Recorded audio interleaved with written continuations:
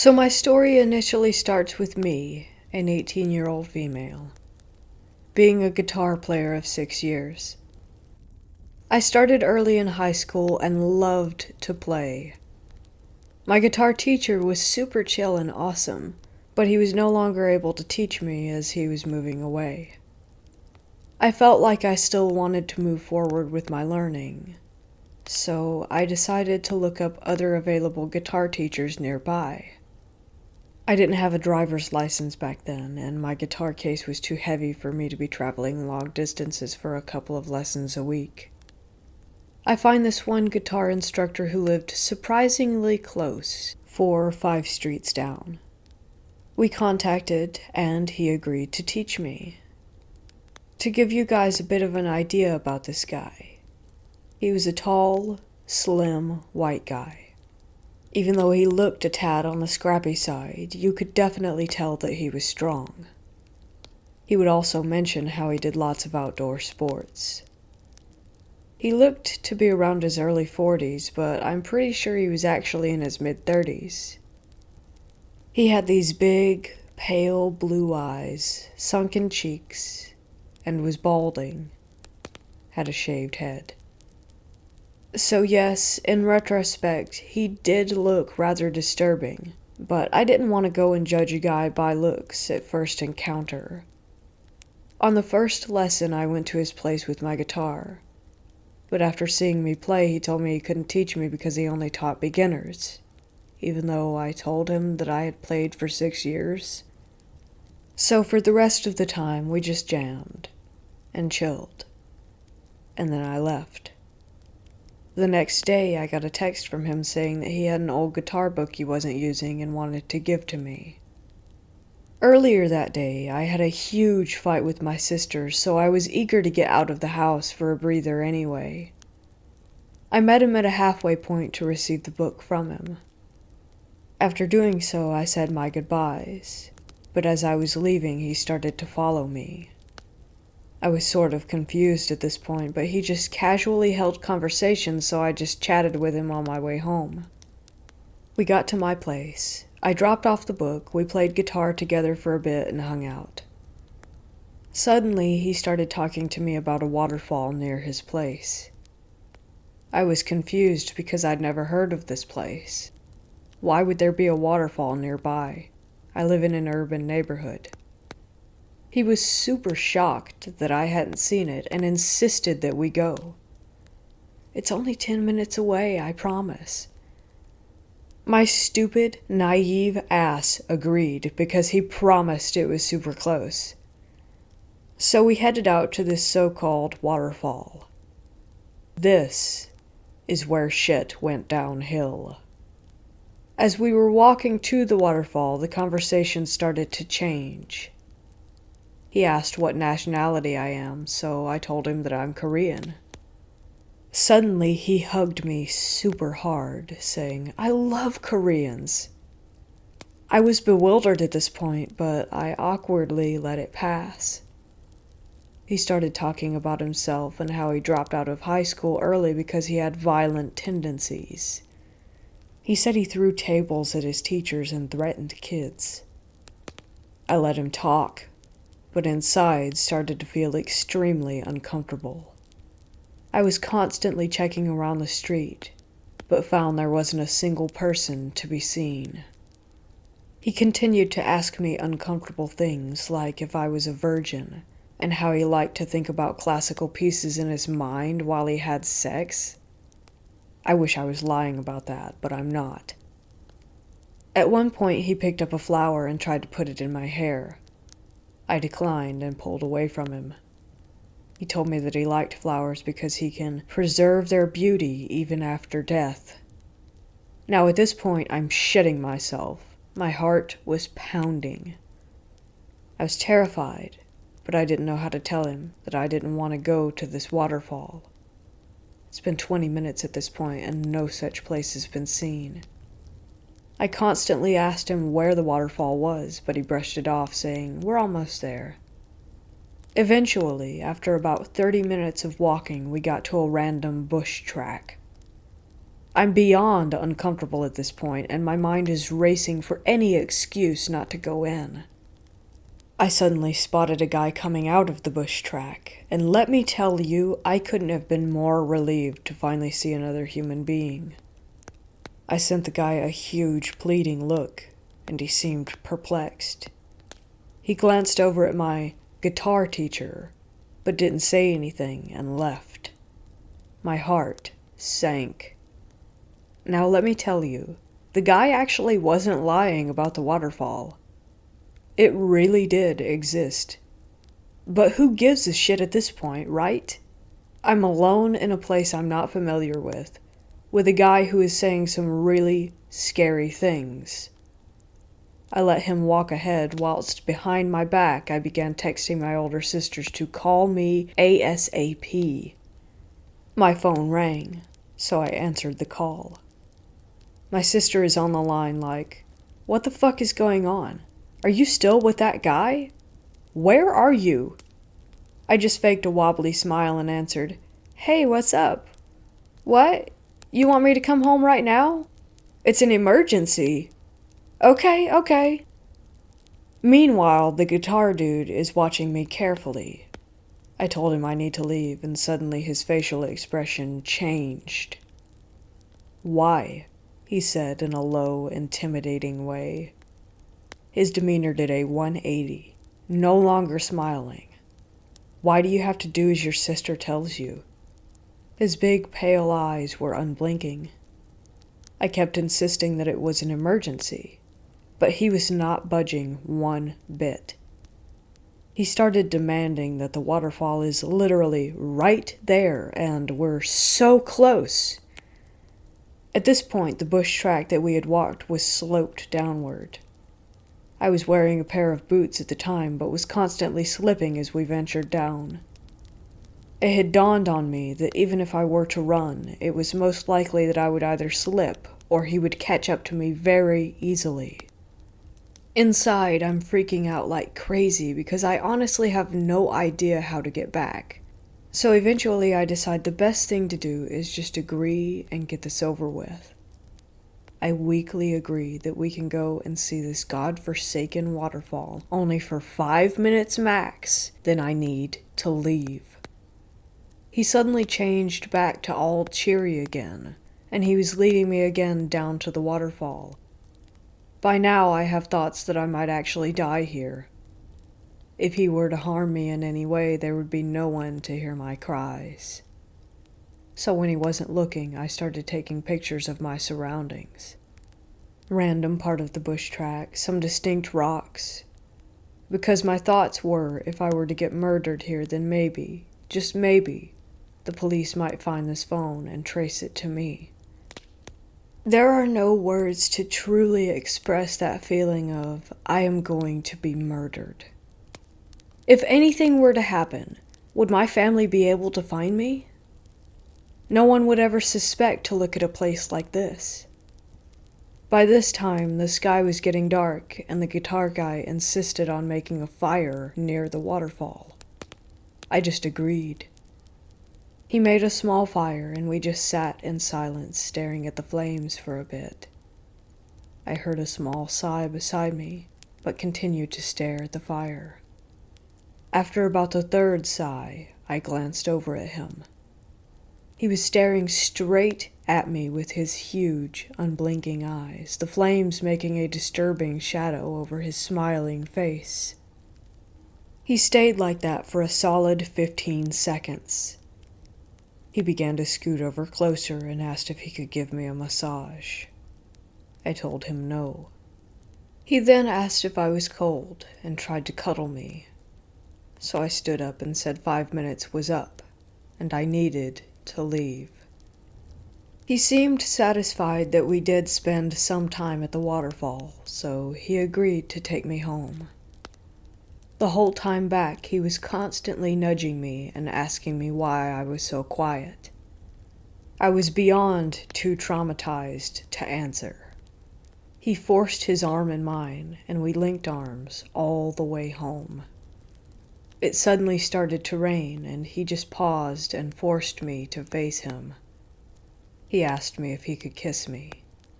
For once, I looked him straight in the eyes and said no. He seemed offended and asked why not. It's just a kiss. It doesn't mean anything. I told him no again, and he let it go.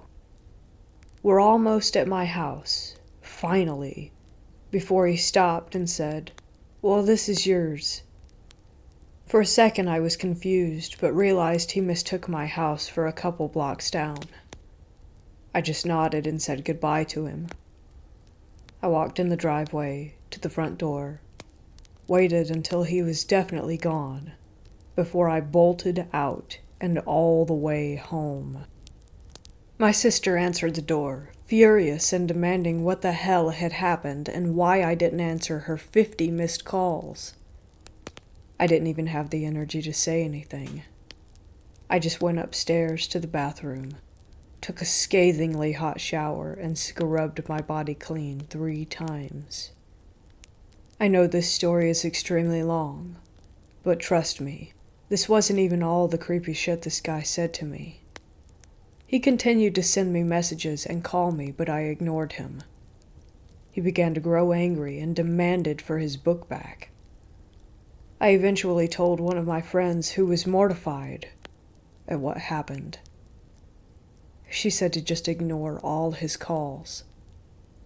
I did have little comfort in the fact that he thought I lived a couple houses down, but was terrified every time the doorbell rang, as I pictured one of my family members answering it to find him at the door with a knife to kill us all. My friend had insisted on going to the cops, but what was the point? I was 18, and technically he didn't do anything illegal. After I blocked his number, that was the last I'd ever hear from him. It took me another 5 years to recover from the trauma, though never completely.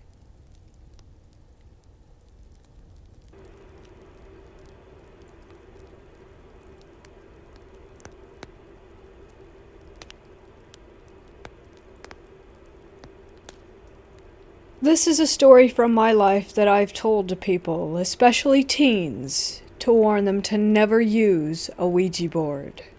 When I was a senior in high school in 1989, my brother came home from college on spring break and told stories about him and some friends using a Ouija board. It had done some things to freak them out, so we dug out the one that we had in our attic. I don't know why we had it or where we got it from. He showed me what they had done, but nothing happened to us. I brought it to a friend's house and we tried it out a few times over the course of several evenings, and then about the 3rd or 4th time, it really started to pick up in its responses. We had been starting by knocking 3 times on the corner of the board and saying something like, "Come, spirit," or something to that effect. Anyway, the marker really started to move around the board and spell things out. I always tell people that it was either our subconsciouses or a spirit moving it around, because I was certain that neither of us were moving it intentionally. With a light touch of a few fingers from each of our hands, it would just move around on its own as if it had its own personality. We would ask it all the usual questions, test questions, and curiosity ones. One day, though I wasn't a fan of it, my friend asked the board in which years we would each die. It spelled out something like 2040 or 40-ish for my friend. I don't actually remember the number, just that it was far into the future at the time. And 1990 for me, which was the next year. I asked, "Does that mean that I'm going to die in 1990 and my friend in 2040? No, it said. Then I asked again, this time switching the years around between us. Yes, it said. We asked the spirit about itself. It claimed that it had died the year my friend's father was born, and said that its name was Stephen Crane. We kinda laughed at that part. Of course, I looked up some dates about the author after that, but things just didn't seem to jive. I just thought, well, it could be another person with that name, and moved on. We started to invite other friends over to watch, who are all entirely skeptical. By the end of the evening, every single one was freaked out. More and more friends would come each night until we started getting a huge group of people. The board would answer plenty of test questions wrong, but then, for example, while everyone's reacting to the wrong answer and half paying attention, it's spelling out, "sorry." Another time, for example, in a lull between activity while people were distracted and chatting, it moved slowly to S, then kept circling around to H, H, H, H, until it came to a stop there. There was nothing else for about 2 minutes. The entire room of people was completely silent, and then it slowly moved to OK. It said a bad spirit had passed through the room. Once again, everyone freaked out. It didn't like this one friend, and every time he entered the room, when we had those gatherings, the marker would twist and move to the opposite side of the board. Other things like that happened. Again, it was like it had its own personality. I remember a few times driving home with that thing in the back seat of the car, terrified, with my heart pounding. One time I asked it, "Where will I go to college?" It spelled out one of the schools I was applying to, and then 37. I asked it if I was going to go to that school and get a 3.7 GPA the first semester, and it said yes. I was sure all along that my friend was not moving it intentionally, but I had proof, because one day he was really disturbed and frustrated with his girlfriend, a friend of mine. He had suspected that she was cheating on him, and he asked the board a question about her while using it with a friend, and it told him to turn on the TV. The video for the song, "What You Don't Know Might Hurt You" by Expose was playing on TV. I remember that he really took that to heart, and it affected his trust in their relationship. I always knew that he wasn't just playing around with the board, and that was a sort of hard proof to that fact. We started to actually use the board with our friends, but it only worked when one of us two used it with someone else. We asked the spirit why that was, and it responded that the spirit was inside my friend and that I was the owner of the board. Freaky stuff thinking back on it now. But as an 18-year-old, you think differently. Anyway, the enthusiasm started to peter out after a few months, maybe near the end of the summer, and I don't really know what happened to the Ouija board. I did end up going to that college that the board mentioned, but it didn't really catch my attention. When I got home from my first semester after 1990 had just begun, I got my grades, and had a 3.7 GPA. I don't remember if I made the connection or not, but I certainly did when the next thing happened. Around the same week or so, maybe even around the same day, I got the annual catalog that my college sends out, with articles and updates and whatnot. I opened it up, and there, right in front of me, was an entire article about Stephen Crane. He had gone to my college for a while, and I never had any clue about it. I remember having chills. Finally, the sad part is that later in 1990, after returning to college classes after Thanksgiving break, my friend, one of my best friends, died suddenly and unexpectedly from a heart problem. I don't know when I made the connection with the board, because by then it was over a year later. But at some point, I did, and when I did, I started to put the whole storyline together. It sank in more how creepy and dark the whole thing was. I am happy in life, very blessed. I did go through a form of spiritual growth some years ago where this darkness was left behind, and the story of my past doesn't haunt me. I share it in the hope that it's helpful for others. But I would never touch a Ouija board again, and would strongly advise against anyone else using one. To this day, I'm still positive that it was not our conscious action at work, but either our subconsciouses or truly a spirit. Whichever of those you might believe that it is, nothing good comes from playing around with either one of them. At the minimum, negligence can open up a path for psychological and emotional problems. At worst, relating with a spirit can let in a darkness and fear beyond your understanding or strength that can tint your life and affect you for quite some time to come.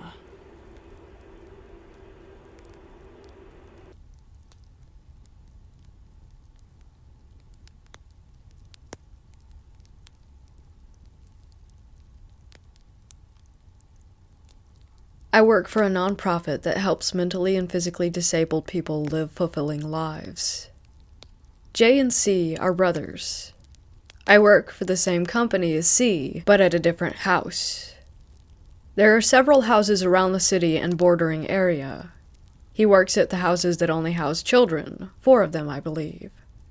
His story begins on a graveyard shift, which he was working with one coworker, a middle-aged woman. The house has alarms on the doors and windows, which are alarmed during the night to let them know if any kids try to leave when they shouldn't. C was downstairs in the office. His coworker was upstairs cleaning. Suddenly, the alarms in the house went off, every door and window. He sprang up, assuming that the clients were planning some mass breakout, as he would later refer to it. He yelled up to his coworker to head out one door. He went out the other, frantically looking for whoever was outside. He saw one client standing beneath a tree, but apparently not in any hurry. He thought he recognized the client to be someone we'll call B. He said, "B, head back inside," or something to that effect. He continued searching for the other clients, but after running around in a panic, found no one. He gave up and headed inside to reconvene with his coworker. He said he found B, but no one else. She stunned him when she revealed that everyone was inside, never having left, including B. He said she must be mistaken. He was just outside beneath a big tree in the backyard. She had fear on her face when he insisted this. She explained how what he saw was in fact what staff of that house referred to as white dress, a ghostly woman wearing all white that seems to reside on the property and is often seen under that tree. Needless to say, he was surprised and confused, and definitely creeped out, but the story doesn't end there. Sometime later, a client from another home whom C was very close to sadly died. He was sick for a while, and C was present for his final breaths in the hospital. He was wheelchair-bound when he was alive, and later a client at the white dress home needed a wheelchair temporarily while recovering from a slip and fall accident. They brought the wheelchair that used to belong to K. Right away, B began fixating on it. When it was no longer in use, B would take it for his own enjoyment. Staff took note of this, and couldn't explain why he loved it so much.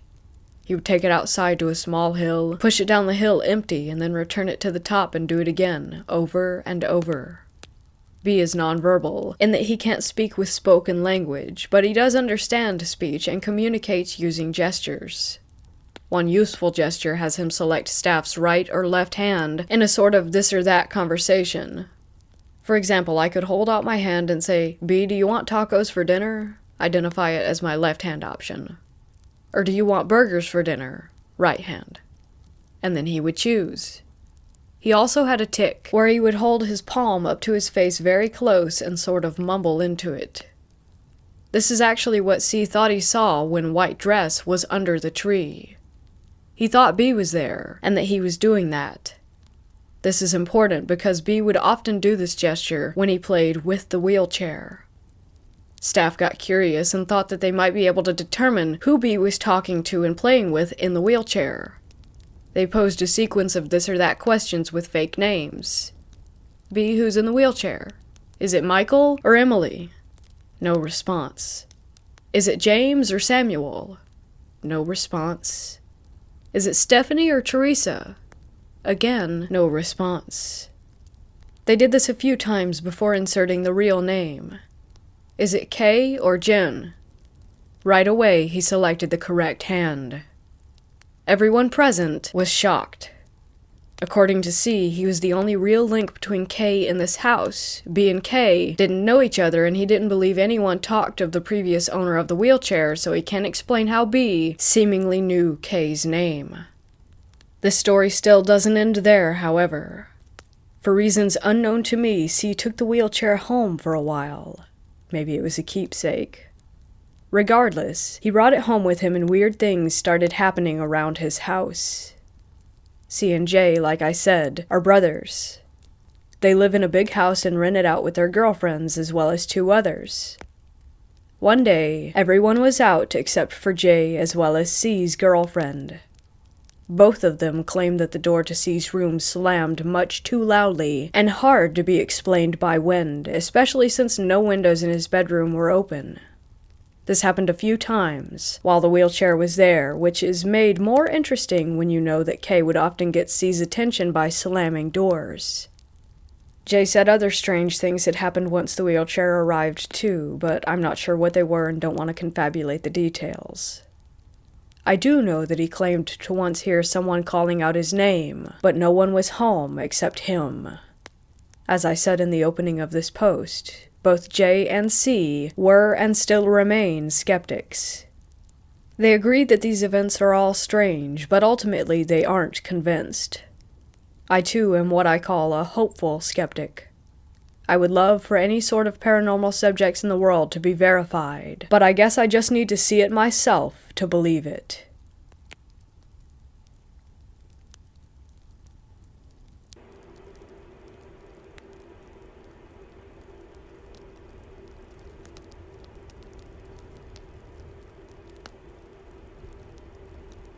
People often wonder what would happen if they used a Ouija board.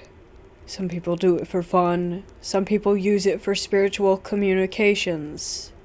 I can tell you now that if you have no experience in using a Ouija board, do not do it. This is a story about what happens when you use one for fun without knowing the consequences. When I was about 12, it was Halloween night, go figure, and we had just had a Halloween party for family and friends. A few of my older sister's friends stayed the night that night, and we were just hanging out in our room, which we shared. One of her friends had a spirit tethered to her. That's what she claimed. Whether or not it was true, I still don't know to this day, and she said, "Let's go for it." I wanted nothing to do with it, but being 12 years old and curious, I had to observe. They didn't follow any of the rules that you're supposed to as far as not putting it on a blanket, not lighting the proper candles, and other things that you're supposed to do prior to using the Ouija board. They were just calling on spirits that they could think of and trying to communicate with them. That's where things got a little creepy. If I remember correctly, one of the spirits that came to the board was a woman, and she was not friendly. She began to spell out profanities, and they quickly shut that down. I can't remember what the second spirit was, but it was also not friendly and called itself Satan. All of a sudden, one of my sister's friends began to panic. She said she saw a man out on the street with a red and black face. We did not see the man out on the street, so I don't know if she was having a panic attack and seeing things or what. The next event that occurred was kind of insane and terrifying. All of a sudden, my sister started zoning out and staring at nothing. We tried to get her attention, and she gave no response. Then she got up and walked downstairs, and we were confused, so we just followed her. We heard something in the kitchen, so we went and checked that out. My sister was standing over the sink taking knives from the counter in the knife holder, and she was throwing them into the sink one after the other. We try to get her attention again, and again she refuses to respond to us. Then she goes and grabs the coffee pot off of the coffee maker and drinks black coffee straight out of it. Mind you, she hated coffee at the time. She drank the entire thing. She got up and went to sit on the couch, and a couple of minutes later, she blinked and came to. She asked us why we were staring at her, and how did she get downstairs. To this day, she has no memory of what happened, and it is 21 years later. We're pretty sure that a spirit took over her body just to have some fun. My grandma, after my mom told her what had happened, came into the house and blessed it with holy water. It seemed to help for a while, and then I had the series of nightmares a year or so later, so I'm wondering if the holy water didn't really have much effect. So this is a lesson learned and a disclaimer to anyone who wants to mess with a Ouija board. If you have no real experience with it, do not go there. You never know what you're going to be inviting into your home.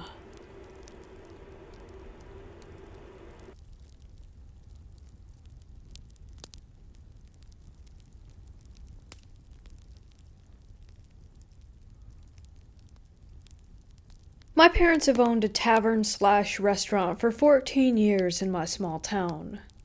My father is someone who likes to start new projects and is a well-known person in our town. One day he was contacted by the local realtor to offer my father a private showing of a historical hotel that had been up for sale. This hotel has been around for decades and went from hotel to restaurant to bar with little success. Everyone who had owned it before put it back on the market within a year. The bank had the title now, and the realtor told my father, if you don't plan to buy it and fix it up, they're going to rip it down. A lot of people in the town thought that the only person who could save it was my father, so he bought the hotel. My parents kept the downstairs bar and renovated the upstairs for apartments. This is when odd things started to happen. My father would come home almost every night with the camera footage to show my mom and I. The footage always showed an empty pool room with small, random orbs floating in the foreground. My father is a believer in the paranormal, but my mother is not, so her and I both chalked it up to bugs and dust. Although I will agree, the way the orbs zigzagged around the room was weird, but it still seemed like nothing. A month goes by and my father comes home early on a Sunday from working down at the hotel. He walked into the house, looking spooked. Something my father rarely ever is. He detailed out how he was behind the bar, checking on receipts from the night before, when he heard footsteps approaching from the hallway entrance. We don't open on Sunday, but if someone my dad knew saw his truck in the parking lot, they would just walk in to see him. So he didn't find the footsteps odd at all. Without looking up from his receipts, he called out, "We're not open, but give me a sec." He heard the footsteps enter the bar room and take 6 more steps toward him before stopping. Taking another second to finish going over the last night's shift, he looked up and peered around the wooden support beam, and there was no one. He said he got out of there so fast, he doesn't even remember locking the door behind him. My mom obviously thinks he's crazy, but I am freaked. That place always gave me the creeps, but my father confirming my fears made me want to never step foot in that building again. 2 days ago, my mom had an experience there that sent her out the door faster than my dad. She was in the bar room before opening hours collecting the shift money from the night before. She wasn't there for more than 5 minutes before she started to hear the faint sound of music coming from the entrance hallway. She said she ignored it for a while, assuming it was one of the tenants upstairs. After collecting the money, she went to leave and the music started getting louder. She said it sounded like old waltz music, piano-based, and that it was clear as day. The further she walked down the hall toward the bedrooms, the more prominent the noise became. As she stepped in front of the women's restroom, she said it sounded like someone was in there playing the music on their phone. By this time, my mom was sufficiently freaked out and ran out of rational reasoning behind what it could be. Just as she was about to open the door, she said she heard the water turn on and off twice before she left the building. In the parking lot, she called my dad to come down, certain that someone had been in there with her. But when he came to check it out, no one was there. Now my mom is a believer, and we are both properly terrified of that creepy old hotel.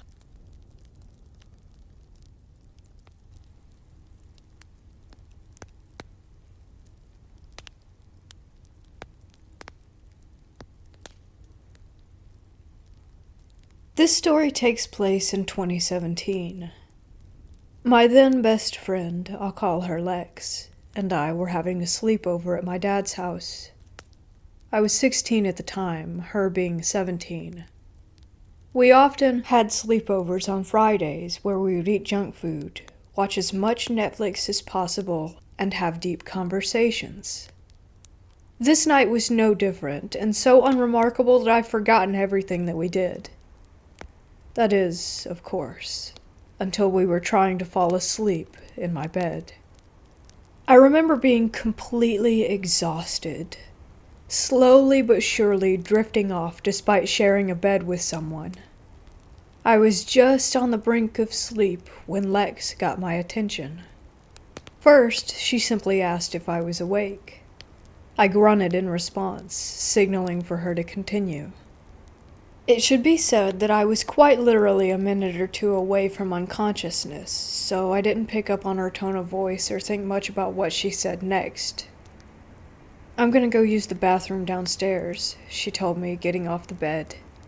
This wasn't normal, her announcing that she would be slipping away to use the restroom, but I was too out of it to be annoyed or curious. Not long after she left, probably no more than 10 seconds, it started happening. Again, I was on the precipice of sleep, so my mind wasn't racing with thoughts or in any state to freak myself out. Nevertheless, I became filled with the feeling of impending danger out of absolutely nowhere. I was becoming very lucid very quickly as dread and anxiety overwhelmed me. I had never felt this kind of acute fear before, nor seemingly out of nowhere. Now wide awake, I opened my eyes and stared at the wall. I opened my eyes and stared at the wall less than a foot away from my face, as I slept facing away from the bedroom door. My heart raced as I tried to understand the situation, but I didn't move. Something told me that moving would be a very bad idea. My room was pitch black as well, so that didn't help matters. All I could think about was how scared I was, and how I hoped that Lex would return soon. I can guess that a few minutes passed like this when suddenly the bed dipped on the side that I wasn't occupying, as if someone were sitting down. Problem was, not only did Lex struggle to get onto my bed due to its height, but my bedroom door had never opened. At this point I was petrified, and I only became more afraid as I felt something against the back of my body. It felt like a person, just gently pressed against me.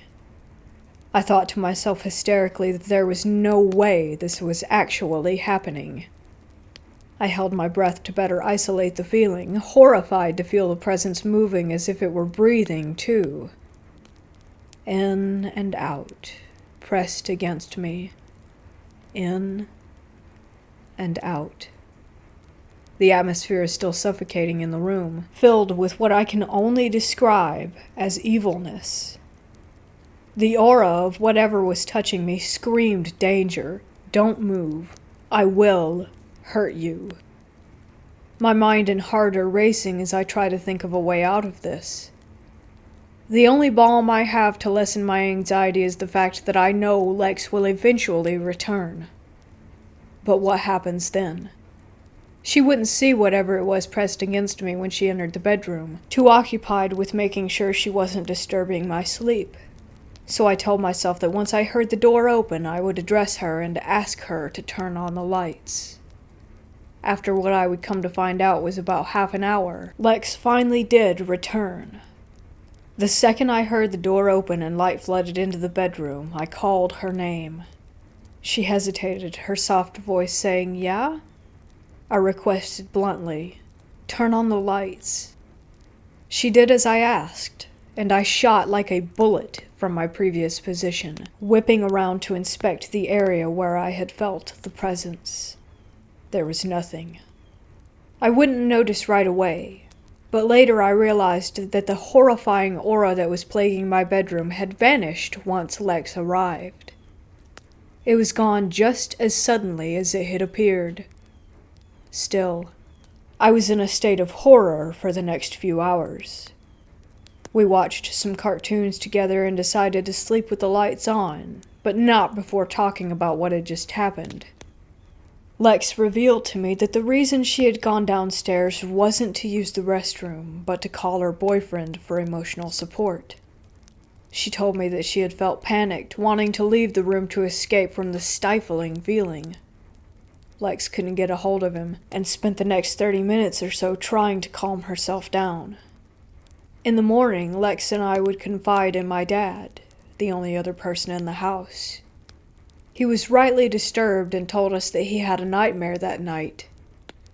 I can't remember what his nightmare consisted of, only that it was a really bad one. My dad is a veteran, so he is not easily spooked, but it left him uneasy. The fact that my dad had a nightmare at all made this whole experience more notable to me. To wrap things up, I want to say that I had improperly used a spirit board a few years before this with a few of my friends at my dad's house. We were children, so we didn't take it any more seriously than any other Halloween game. Nothing of this magnitude had ever occurred before, though. Just this one night. Lex and I were able to acquire holy water from one of the teachers at our high school after she told him the story. We used it to cleanse my bedroom. Nothing strange has happened to me, or my dad, since.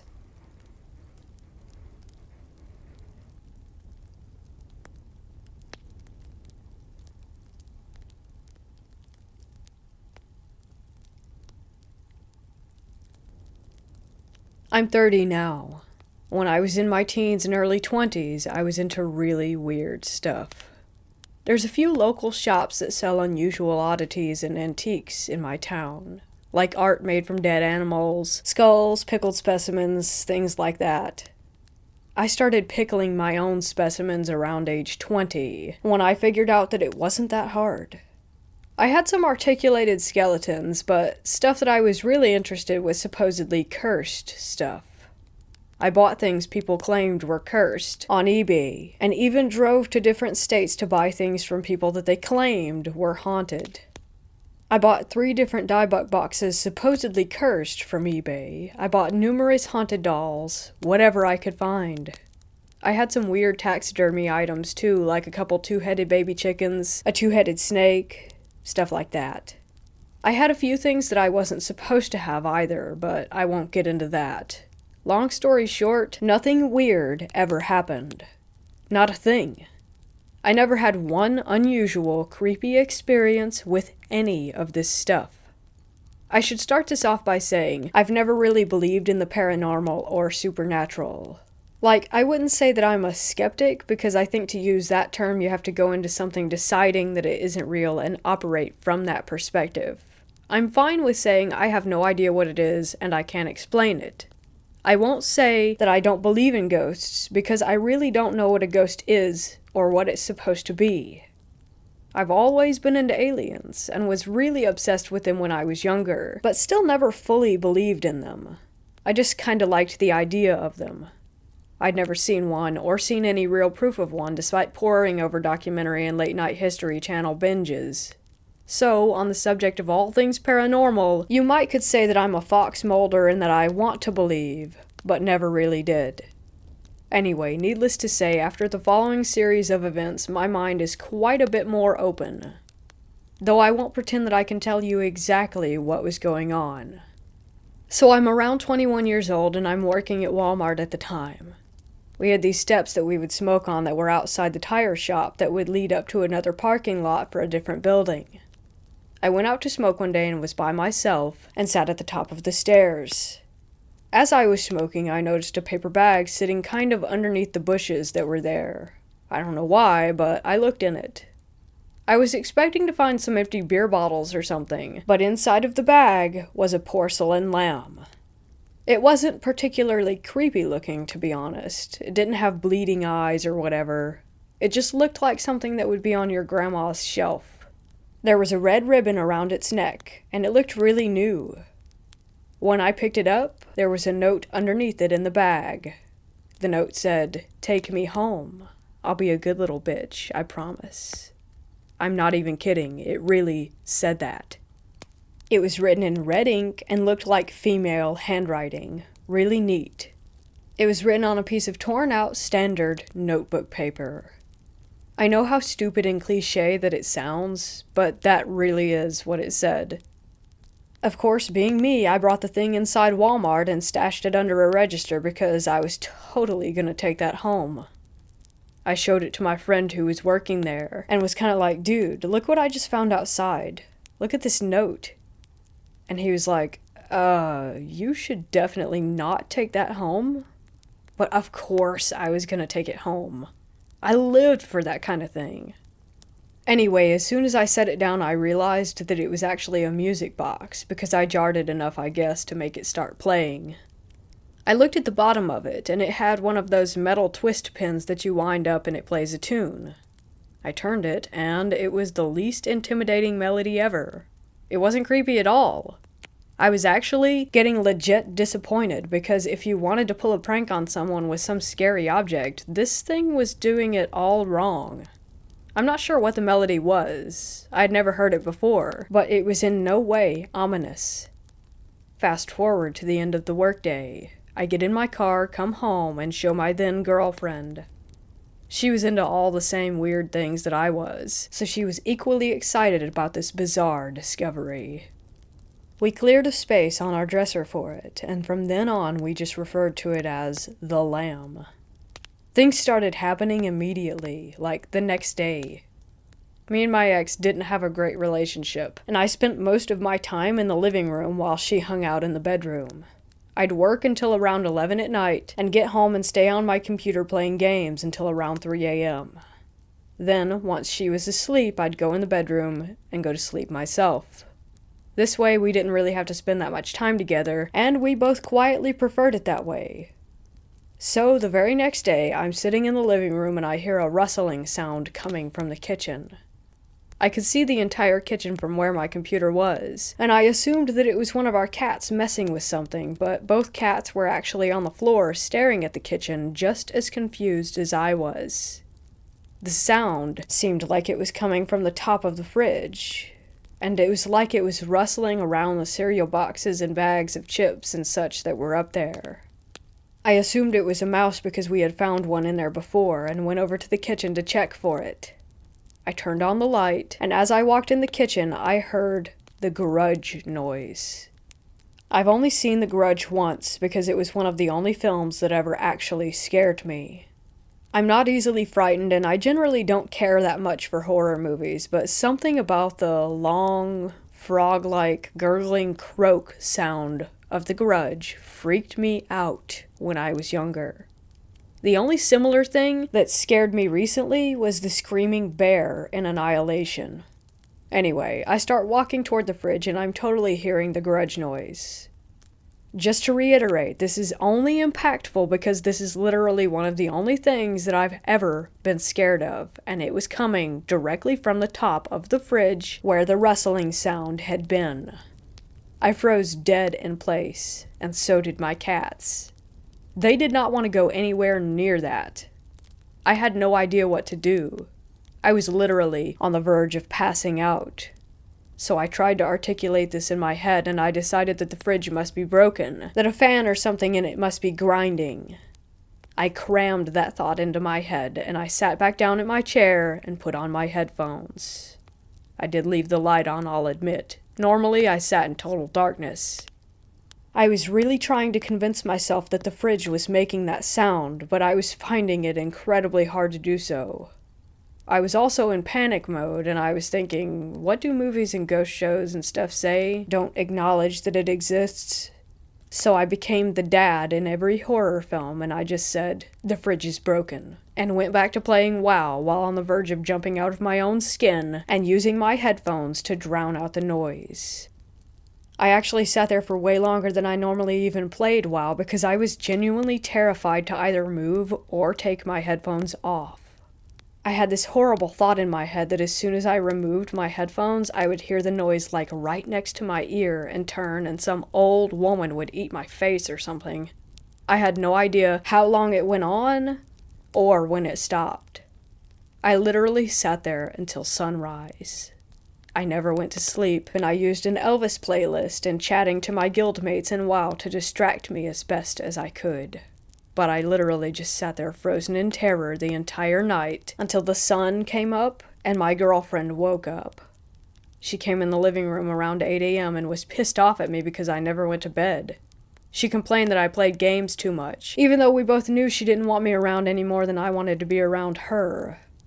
But our relationship issues aside, she was badgering me about being on the computer all night, and I just said, I don't want to talk about it.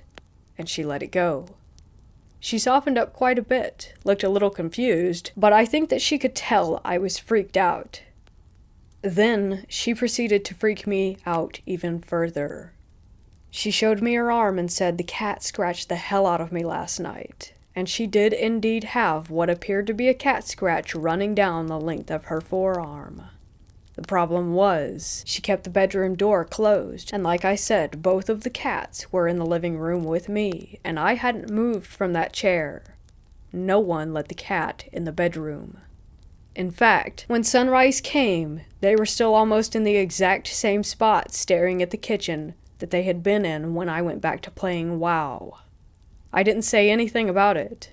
I just said, "Oh, dang," and I felt like I was going to be sick. Since I hadn't slept, I called into work that day, even though in reality I really just wanted to leave. So I did an unusual thing, and me and my girlfriend went bowling for the day, then to a movie, then dinner. I was clearly acting weird because we never did anything together, and I was obviously trying to avoid the house. I asked if she wanted to go night fishing, and she finally asked me what the hell was going on. I didn't tell her, though. I didn't want to talk about it. She declined my generous offer to fish in the dark, and we ended up going home. We started our nightly ritual. She retired to the bedroom to watch TV, and I stayed in the living room. The grudge noise started within an hour of me sitting down. This time, as soon as it started, I willed my completely stiff in fear body to get up and walk down the hall to the bathroom. I left my computer running and WoW open, and said I felt like watching TV. My girlfriend again remarked that I was acting weird, and I again declined to talk about it. I couldn't hear the grudge noise from the bedroom. I took some Benadryl and went to sleep when she did, which was hours before I normally went to bed. The next day I went to work, and at around 9 p.m. she called me. I was the manager of the toys department, and had a bit of leeway in using my phone, since no one really supervised me. I answered, and she was on the phone freaking out, screaming into my ear, and I could hear knocking in the background and couldn't really make out what she was saying. But finally, I made out a sentence. She was saying, "There's banging, someone's trying to get in through the walls." I left work and drove home, and stayed on the phone with her the whole time, and at some point on my drive home, she left the house and started running down the street. I picked her up in her pajamas as I was driving back, and she again claimed that someone was trying to break in through the walls. She heard banging on all 4 walls of the bedroom. By this point, I was pretty certain I knew exactly what she was hearing, but I still didn't want to say anything about it. I wanted her to calm down, and I told her that it was just animals. I said that I had seen some squirrels going into a hole in the side of the wall and was afraid that we might have them in our walls. Of course, this was entirely made up, but it actually worked, and she did calm down. She didn't know squirrels could live in your walls, and I convinced her that this was the case, and I told her that I would call an exterminator in the morning and have them come out and check on everything. We went back to the house, much to my despair. My squirrel story had worked on her, but that was short-lived. The way our house was set up, we had a bathroom that was connected to our bedroom, but not by a door, just by the wall. So you had to leave our bedroom, and the bathroom was the next room on the right, so the bathroom wall and our bedroom wall were the same wall. Makes sense?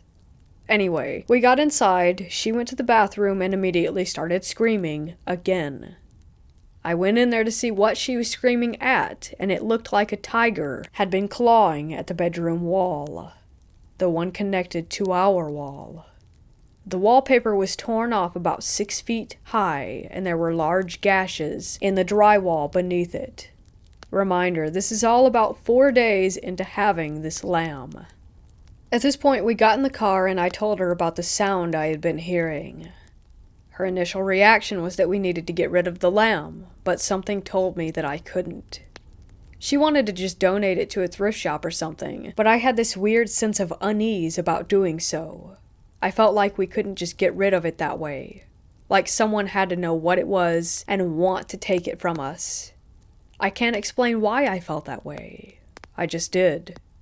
At this point, we did what you probably would not expect, and we actually just lived with it. Like, this went on every day. We had rules about it. The first rule was that we never talked about it in the house. We never even mentioned it. We pretended that the lamb did not even exist. It was like that episode of Family Guy where they had a giant octopus living in the house and just no one wanted to talk about it. When we had something to say about it, we would always say, "Let's go for a drive," and the other person would know what that meant. The clawing at the bathroom wall was getting deeper all the time. Eventually, there was a huge hole in the drywall, and it was starting to claw through the drywall that was connected to our bedroom. That was when I really started to freak out. For about a year, we lived with everything. We just ignored it and pretended like nothing was happening. Every night, I sat with the grudge noise. Things would fly off of shelves, doors would slam. Straight up paranormal activity, BS, every single day. One of the worst ones was one of our pickled specimens jars just exploded. It was a bird that we had had for a while, and the mason jar exploded on the mantel in the living room. Glass went everywhere, and it took hours to find it all. The bird itself also completely exploded, sending body parts splattering around the living room. It was hell. And I had a few friends that I would tell about it every day when I came into work. Like, they would ask for updates on what the lamb had been doing, and I would tell them whatever freaky story we had for the previous day. It was a daily occurrence at that point. But then, it got to a point where we couldn't ignore it anymore. My girlfriend was breaking up with bruises and scratches almost every day to the point that it had started looking like she was self-harming. She had a lot of piercings and tattoos, so she wasn't too troubled by the pain, but didn't really enjoy having to wash the blood out of the sheets every day. When it got too much was when I was sitting in the bathroom browsing my phone and I heard a female voice say, "Hey, come here." So I finished my business and walked into the bedroom and said, "Did you call me?" And she replied with, "I was really hoping that was you." This is about 6 months in. At this point, it started talking. Like literally speaking. It had a little girl's voice. I know again, that's so cliche and stupid sounding, but it would occasionally speak, and we would hear it. We never responded to it. Everything we'd read on the subject told us to never, ever respond. We'd hear it at our door at night, saying things like, "Can I come in, please? Please let me in." At this point, you've probably tuned this out and chalked this up as some kind of excessively long, poorly written creepypasta, but I promise you, it isn't. Her whole family knew about it as well. All my friends did. Everyone knew about this thing. When we had friends come over, they would ask us about certain things that the lamb had destroyed, like, "What's up with the bathroom wall?" And we'd just respond by shaking our heads, and they got the message.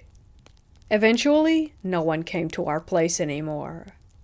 They all said that it freaked them out to be there and that they were terrified just to walk inside.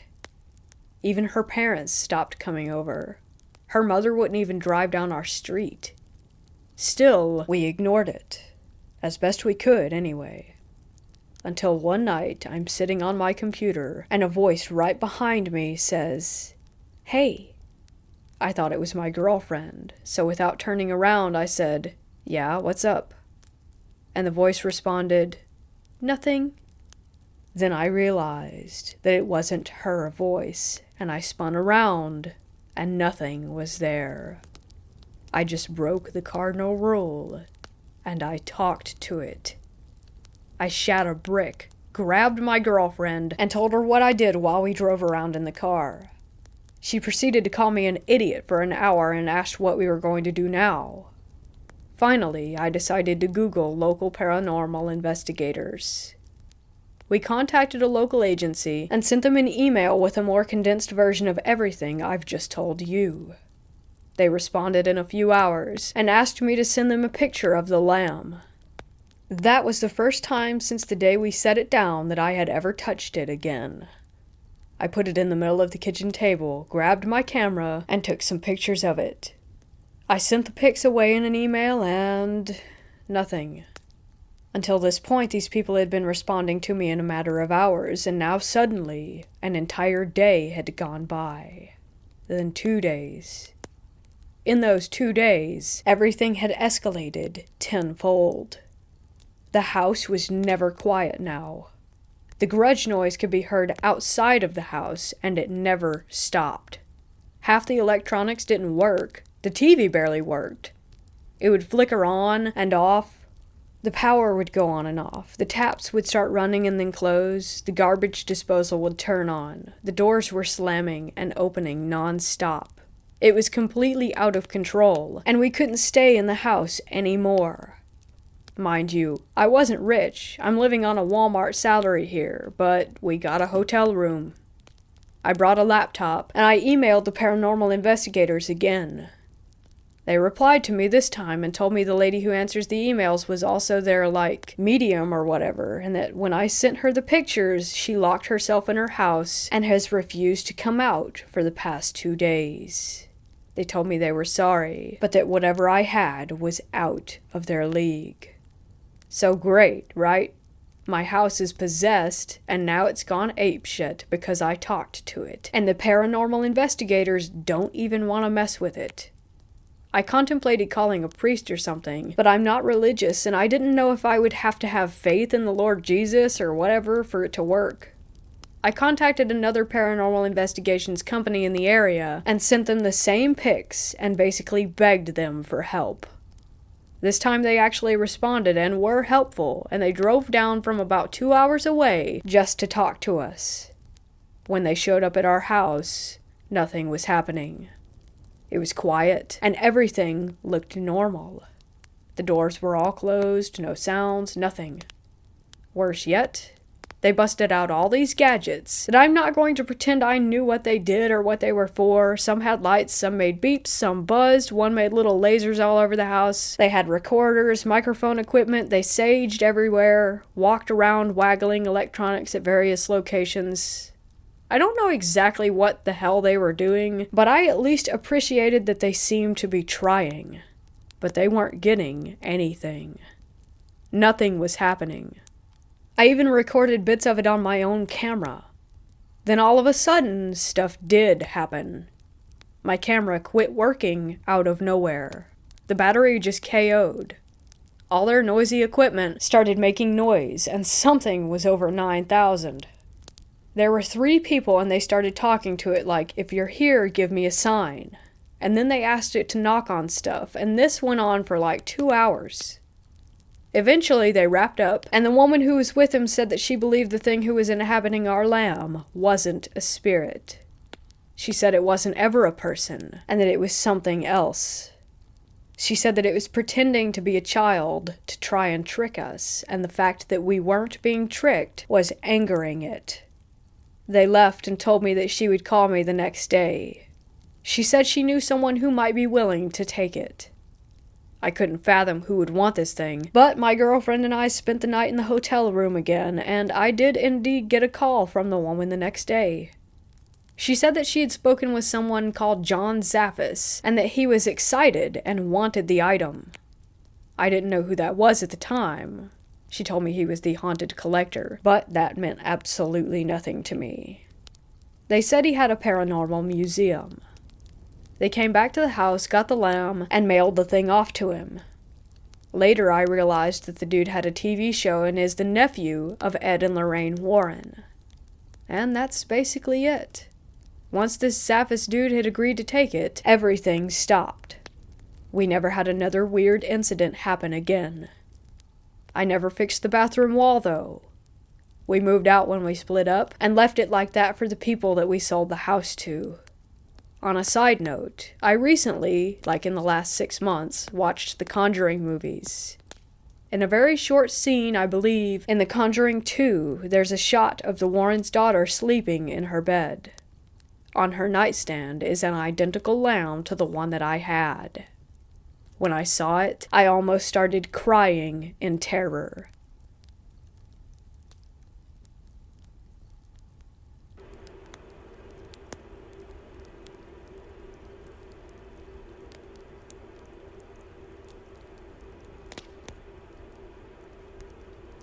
I was 19 years old and a trainee manager for Sainsbury's, a UK supermarket chain. I was working with a colleague on the shop floor, looking down the aisle. I saw a 30-something-year-old mother pushing a very severely deformed child in a wheelchair. Although I wasn't aware then, but since have become aware. I wasn't aware then, but since have become aware that the child had probably been born with hydrocephalus, leaving its head distended with fluid. The child also only had one arm, and was sort of curled up in the chair as if pained. As they passed us, we pulled our restocking trolley out of the way, and just as they were adjacent to us, the child let out a terrible sort of howl. To be honest, it left me shaken for several minutes. 2 or 3 days later on the weekend, I was invited to a party at a friend's place. Just a quiet meal and drinks with a few people that I knew. After food and a few drinks, the girl whose flat it was suggested that we try the Ouija board that she had recently bought. I was a total skeptic of the Ouija, although agreed to play for a bit of fun. It was a proper sort of wooden painted board, although there was no pointer, just a small crystal glass that those playing put their finger on. After about 20 minutes in, I thought it felt a bit odd the way that the glass felt like it was gliding so smoothly over the board and actually spelling out some of the responses to questions, and even claiming to be a local spirit of our town. We carried on for a while, and, although weird, nothing about the responses were threatening or unpleasant. My friend turned to me and said, "Ask it a question that nobody here or anyone else would know the answer to." I thought for a few seconds and spoke aloud. I was thinking of the child in the store, and I said, "What did I see at work the other day?" I felt the glass move under our fingers, and it said quickly, very positively, "Effing evil troll child." I felt physically sick, and was actually heaving. I jumped away and fell onto the floor. I then blacked out for a few minutes, resulting in my friends calling an ambulance and panic. When it arrived, I had calmed down a bit, and they just checked my vitals and left. My friend drove me home, and although I was all right, I had nightmares involving that child for several months. Today I believe that there are definitely consequences to messing with that sort of stuff, and it is absolutely best left well alone. That was over 25 years ago, and I remember that incident as if it happened just yesterday.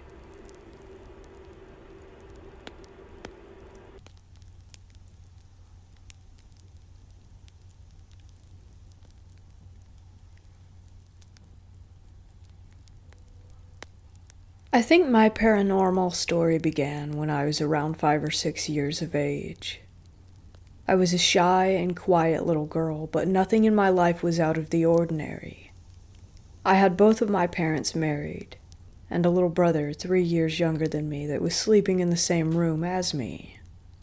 I don't know exactly how or when it all began, but things started to get weird at night in my bedroom. Every time my mother put me to bed and turned off the lights, shadows would begin to move around and scare me. By shadows, I mean black entities, like little insects crawling on the walls, standing figures with human shapes, even faces. I was so terrified of the night that I had a hard time falling asleep, and I can't recount how many times I had to turn on my little bed light to chase away the shadows that I was seeing. Nothing bad ever happened to me during those days. These shadows were always just passing by or staring at me, even though I recalled some times that were scarier than others. I remembered one particular night when I opened my eyes and there was just a face, centimeters away from mine, staring at me with dead eyes. I was on top of a bunk bed. Every time something scary would happen to me, my instinct was to turn on a light. Everything disappeared with the light, so I made a habit to save myself like this. And now, at 26 years old, I still need to turn on the lights everywhere I go because I cannot feel at ease in the dark. Of course, I told my experiences to my parents at the time, but they did not really take me seriously. I was quite imaginative for my age, so they thought it was just my silly little brain making things up. At the same time, my vision was starting to get bad and I needed to wear glasses. They used to tell me my blurred vision was creating scary monsters with the things in my room. Every time I was seeing the things in my room, I kept repeating my parents' words to soothe me, but I was still so scared, trembling, and unable to sleep because of what I was seeing. I had bad sleeping habits because of that. I had hard times closing my eyes at night, and I always tried to fall asleep before there was no light left in the house. These experiences followed me my whole childhood, but with the years passing by, they were less frequent. The fear of the dark still lingered, but I could sleep more peacefully. When I reached my teenage years, it completely stopped. At times, I was even able to completely forget this part of my life. Funny how I never thought my house was haunted. I always knew deep down that it was my problem to bear. The rest of my family never had any paranormal experiences in this house, and none of them were particularly inclined to hear about my fear of the shadows. Even though I stopped seeing things after my 12th or 13th birthday, I still had quite the instinct for the paranormal, and I was able to feel if a place was bad or not. But I want to make it clear that I was not seeking paranormal thrills. In fact, I was avoiding those things like the plague. I was still very much traumatized, and I did not want to experience scary things like that ever again. So, I cannot recall if it was during my 14th or 15th birthday years, but I had my final, most horrifying encounter. I was on vacation at my friend's grandmother's house. It was quite an old house, and there were 2 beds in this bedroom for my friend and me to go to sleep. I had slept in this room many nights before without anything happening, and nothing during the evening could explain what took place next. I woke up in the middle of the night with no explanation. I don't remember having a bad dream or hearing something. I just opened my eyes in the complete darkness. The feeling of uneasiness crept in very quickly. Something was not right. I could feel it, but I wasn't sure what yet. I finally lifted my head and saw it. Words cannot describe how horrid the thing I saw was, and how terrified I felt in that instant. Just 2 meters away from me, at the end of my bed, stood a man that I can only describe as grotesque. The man had red skin, or so I thought at first, prominent eyes, and an all-teeth smile. It was standing still and staring directly at me. We looked at each other for what felt like hours with no one moving. I was able to see every detail of it. More than 10 years later, I'm able to describe it perfectly to you. Its image is still ingrained in my brain like I was marked by a hot iron. Its red skin was actually no skin at all. It was made out of muscles, and its eyes and teeth were very apparent because it had neither eyelid nor lip. Its face was horribly deformed because there were several metal pieces under its muscles that were coming out at random places. It wore a black leather trench coat. I cannot tell you how terrified that I was. My heart plummeted to my stomach and my body felt an uncomfortable hotness within.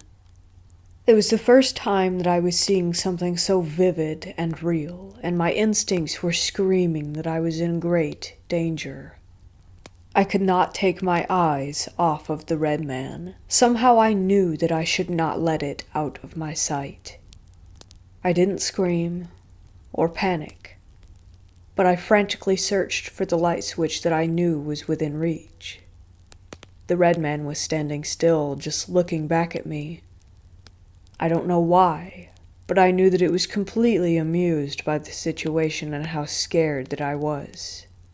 Finally, I turned on the light, and I thought that I was saved. Remember how the light always helped me chase away the shadows? Well, this time, it did not fucking work. It was still there. It was still staring at me, and I could see it more clearly than ever. It began to shift away, getting closer to my friend's bed. Speaking of my friend, of course he woke up from the light that I had just turned on. He turned toward me, asking me what was happening. I think he knew immediately that something was very wrong from the face that I was probably making and my eyes locked on something next to his bed. He kept turning his head toward the red man that I was looking at, but he obviously was not able to see it. My friend kept asking what was wrong again and again, more panicked each time he was inquiring. I was so horrified that my lips were sealed, so I was not able to respond. The whole event took less than a minute to unfold, but here I was, completely terrified and spooking my friend to death. Finally, the red man began to fade away into thin air. During all this time, it did not break eye contact with me. It did not move its arms or its legs. It just kept staring at me with its eyes, with no eyelids, and staring at me with no lips. To this day, I have no explanation for it. It was neither a vivid dream, nor a sleep paralysis, and I know what I saw. To further validate my experience, let me tell you another weird thing I experienced not many years ago related to this story. After forgetting about this horrible nightmare for a decade, I happened to tell the story to my father. I was still very surprised by how vividly I could recall the events of that night, and how I could describe its face precisely. I was in an almost trance-like state while taking a bath after that, still thinking about what had happened. I was recreating the red man's face in my head. I began to stare at my own face in the mirror, a mirror that was at least 2.5 meters away from me. I stared at myself for minutes without really thinking about it, just having the red man's face in mind. Somehow, a feeling of uneasiness began to stir in me. I knew something was wrong, but I didn't know what it was at first. I kept staring at my face, in my trance-like state, until I finally realized what was not right with the situation. I was able to see my face. Remember how I told you my eyesight was bad? Well, it did not improve with time. In fact, it got really bad, and without my glasses, I can't see things clearly at all. And here I am, in my bathtub, seeing things clearly for the first time since my toddler years. I got really spooked, and the moment that I realized what was happening, I saw my vision getting blurrier and blurrier. I don't know what to make of the last story. I just wanted to tell you everything that happened to me. I have my own theories, but, again, I do not seek any truth, and I still avoid paranormal things like the plague. Well, that's about it, folks. I hope my experience was interesting to some of you. It was weird and unsettling for me to put words to these events. I feel like every time I mention these things, I put myself closer to the shadows and the red man that still haunt my nightmares to this day. As I said before, I did not experience anything relevant after my teenage years, but the fear of the dark and what it hides is still here.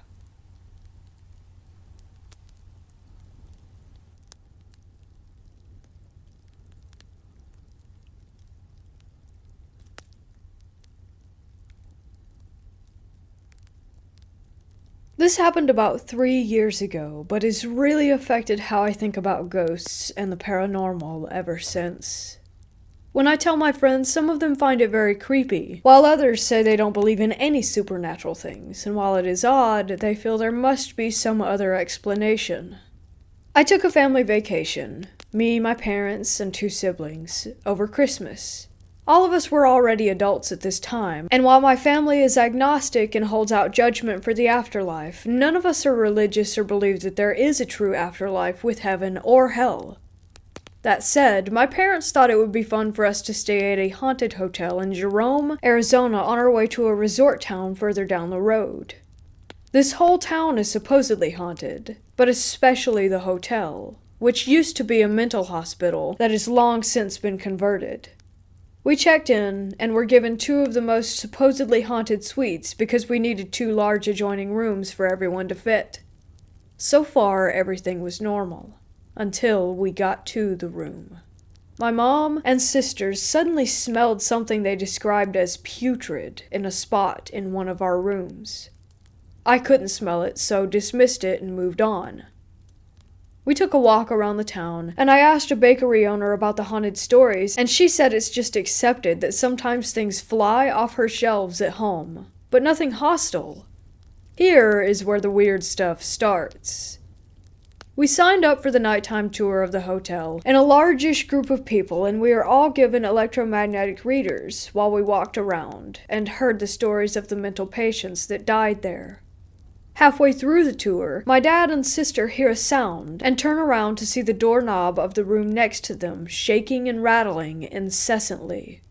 I didn't personally see it, so by this time I was getting bored. I always thought it would be cool if ghosts existed, but didn't really believe they can do anything to affect the physical world. I asked my sister to take some Instagram pictures of me in a cool-looking couch in one of the haunted suites, and she took some quick shots. I passed my hand over the table in front of me to pose, when I felt an extremely cold, chilling sensation in my hand and wrist, and told her to stop. When I looked at the photos, I was shocked. I have a series of 3 pictures where you can see that I am switching around with a startled look on my face, shaking my hand, and there is a white cloud streaking through my hand and wrist in the photos that appears and disappears throughout the 3 frames. Needless to say, I was frightened. I was no longer willing to sleep on my own, so I took the bed with my mom. Yeah, sad, I know. My dad and sister slept a bit and went to walk around in the middle of the night in the boiler room where they said they had felt some weird stuff. I don't remember exactly what happened, but one of them felt a strong chill on their back. Meanwhile, I was sleeping and my mom suddenly woke and slammed her hand on the dresser. She said sorry and went back to sleep. She's never been a sleep mover, but whatever. I slept pretty deeply that night, but I kept being woken up by a super loud, clanking, rattling sound in the halls that sounded like the gurneys being wheeled back and forth. This is not a busy hotel, and in the middle of the desert. In the morning, my mom said she had a dream that there was a little boy and a young nurse talking to him. Then the nurse aged and became mean and scowling, and raised her hand to hit the boy. She said she then heard a voice telling her to hit him herself. This is why she hit the dresser. Keep in mind that this was a mental hospital, and one of the ghosts there is supposed to be a little boy, but no one knows why or how he died.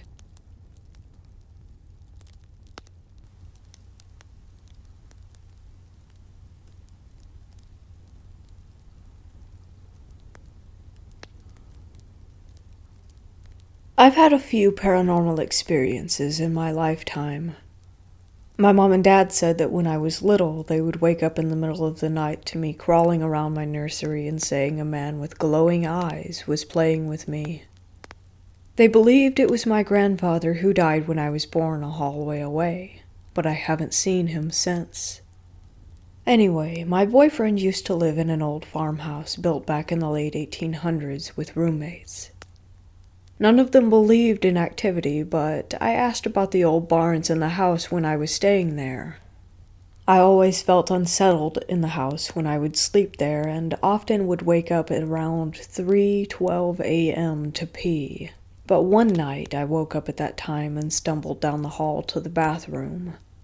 At the end of the hall was the staircase, which was creaky and old, and I heard it shift. I stopped at the bathroom door and saw the face of an older man peer around the corner. I jumped into the bathroom and shut the door to pee, but felt goosebumps all up my arms and my back. I didn't feel afraid of him. He looked pretty nervous, but it spooked me really bad. I went back to bed and didn't see him again. The next time I stayed there, I woke up at the same time to pee, and I saw him standing against the wall. But this time, he actually reached his hand out to me and motioned to go downstairs. I cautiously went towards him to see him go downstairs, and I peered around the corner to see him facing the door with his hands behind his back and staring at the open field in front of him. This time I noticed that he was wearing glasses and was older, with a scruffy white beard and dirty pants and boots like he'd been working outside. My boyfriend came down and found me, so I went back to bed, but didn't sleep at all. The last time I saw him, I woke up at 3:12 yet again, and rubbed my eyes to feel a really warm sensation around my hand, as though someone with really strong, working hands was grabbing me with both of their hands, but I sat up to see nothing. My heart was beating loud, but I felt safe and calm. And I swear I heard the whisper, "I'll miss you," before I went to look for him. He was in the hallway again, and he tipped his cap before whistling and walking away. I followed him, but didn't see him anywhere, and this was the last night we stayed there before we moved to a different town, into our own home. As crazy as this sounds, I miss him, and he was a sweet soul. I hope the boys that live there don't bother him too much. I asked about him after we left and visited my boyfriend's friends, and they said their grandfather had died before they were alive, and he was a working farmer whose wife died before him. He loved animals and wore big bottle glasses. I really think it was him, and that since the boys didn't believe in ghosts, that he just wanted someone to be his friend.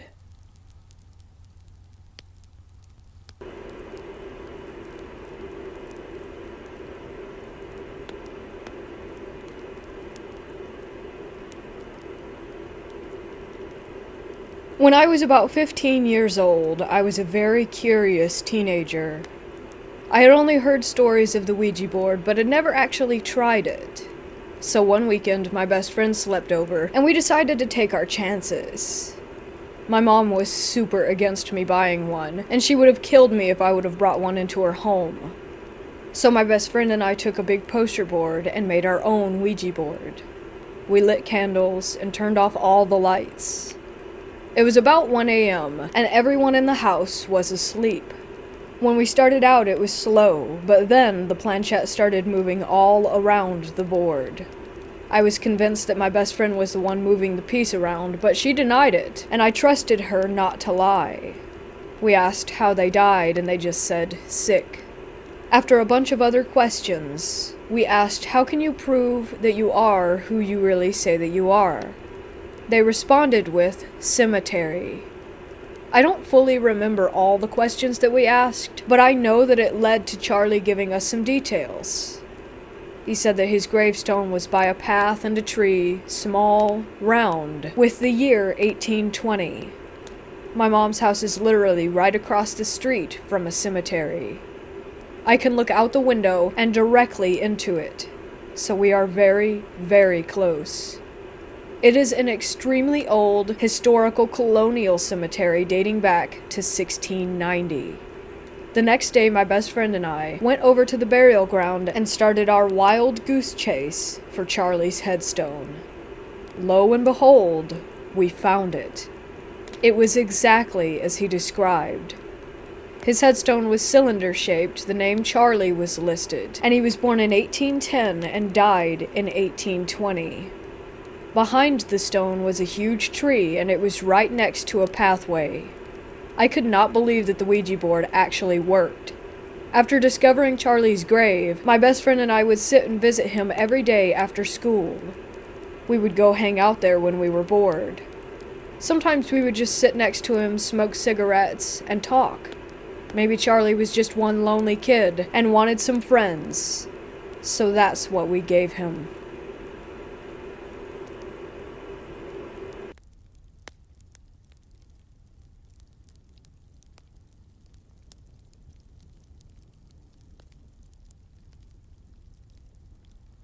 Back in the winter of 2019, my partner and I had settled into a hotel for a few days before going on vacation elsewhere. I am somewhat sensitive. I've never seen a full-body apparition in reality, and never had any physical paranormal happenings up until this point, either. I've only ever felt feelings in environments. This hotel room was no different.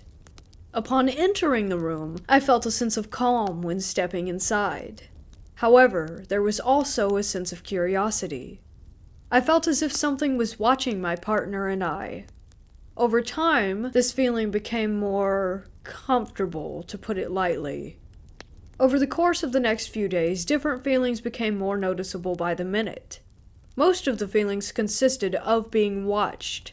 Eventually, I asked my partner on our second day there, "Hey, do you feel anything off about this room?" To this they responded, "No." Whatever was watching us noticed that I noticed them. That's when the experience turned from lingering to dark.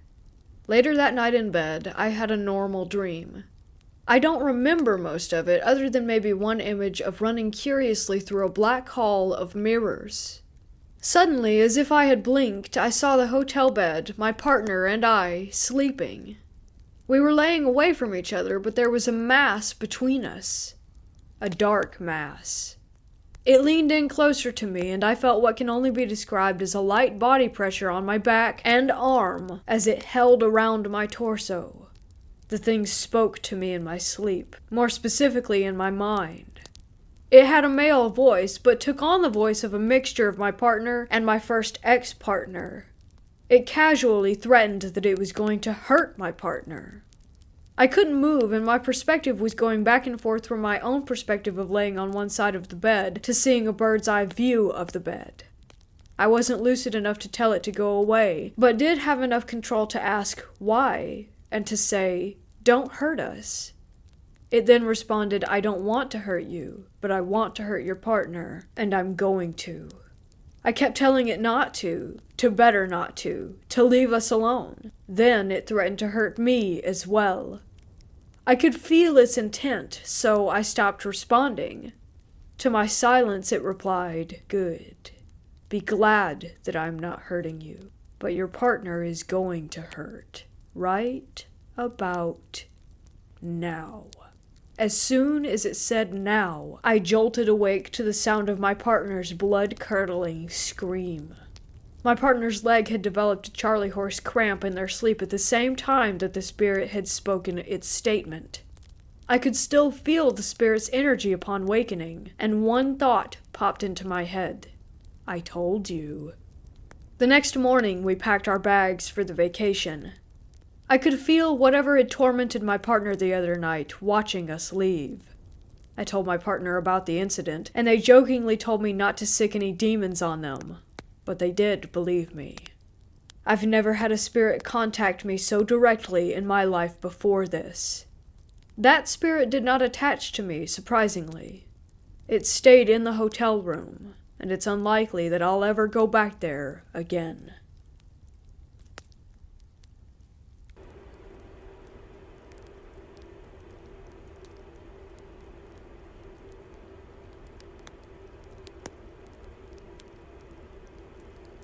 When I was in middle school, I went to a friend's birthday party sleepover where we did the typical girl things like painted nails, did makeovers, and watched a movie. It was all normal until my friend suggested that we make a Ouija board. On a sheet of paper, we scribbled out yes, no, goodbye, along with numbers and the alphabet. She told us all the rules, and we nodded in agreement that we would follow.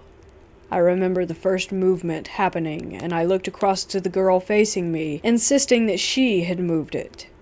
She said that it was not her that moved the clear pebble that we were all using as a planchet. We asked it dumb questions like who we each liked and if our crushes liked us. Typical middle school girl things. I don't remember much of these sessions other than a particular name, Wanda, and that we had asked her if she was a demon and that she had told us that she was not. After a while, this was no longer scary and we began to enjoy it more and more. I remember feeling so excited, like I just wanted to keep on playing as if it were a video game. The next day I told my dad about it. My family was pretty open-minded about those things, so he wasn't mad or ashamed, he just wanted to make sure that we were all safe about it. Fast forward, and I was in my first year of college over at a friend's place for her birthday, and she had talked about how she found a Ouija board and that we should try it. I was a little hesitant, as now I realized the true implications. We eventually started setting boundaries, but I was still hesitant to believe that the planchet was actually moving on its own. My friend asked questions like, "When's my birthday?" and "What's my name?" I shifted to questions not about myself, tending to ask about the entity rather than me. My friend suddenly asked if the spirit knew my deceased grandfather's name, and it spelled out Lewis. I was in shock because none of my friends could have known that. I know that I hadn't directed the planchet to the letters, so I was surprised to see that it was correct. Later on, another friend of mine had said that she felt something grab her foot under the table. I was right next to her, and I didn't feel a thing. At that point, I was like, okay, let's say goodbye and call it a night. It was all just too weird. I've never had a truly bad experience, but it's still very creepy, to say the least.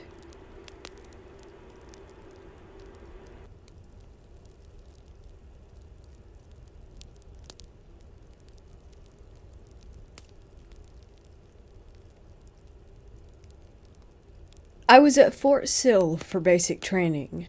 Every night we took turns doing the fire guard. It's basically where two soldiers rotate every hour to watch the door and make sure that everyone stays in bed. There were 4 barracks bays. Ours, the female bay, was upstairs and across the hall from a male bay, but we used separate stairwells. So us females and drill sergeants were the only ones using this center stairwell. The drill sergeants would come up to check on us periodically. The doors were heavy and loud.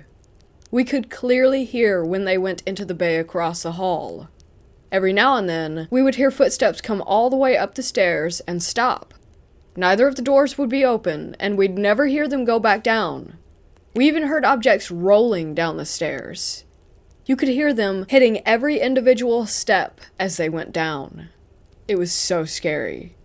After lights out, everyone had to stay in bed.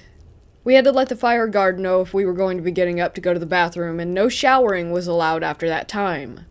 There were times that we would hear people talking in the bathroom in the middle of the night, and sometimes we would hear the showers going.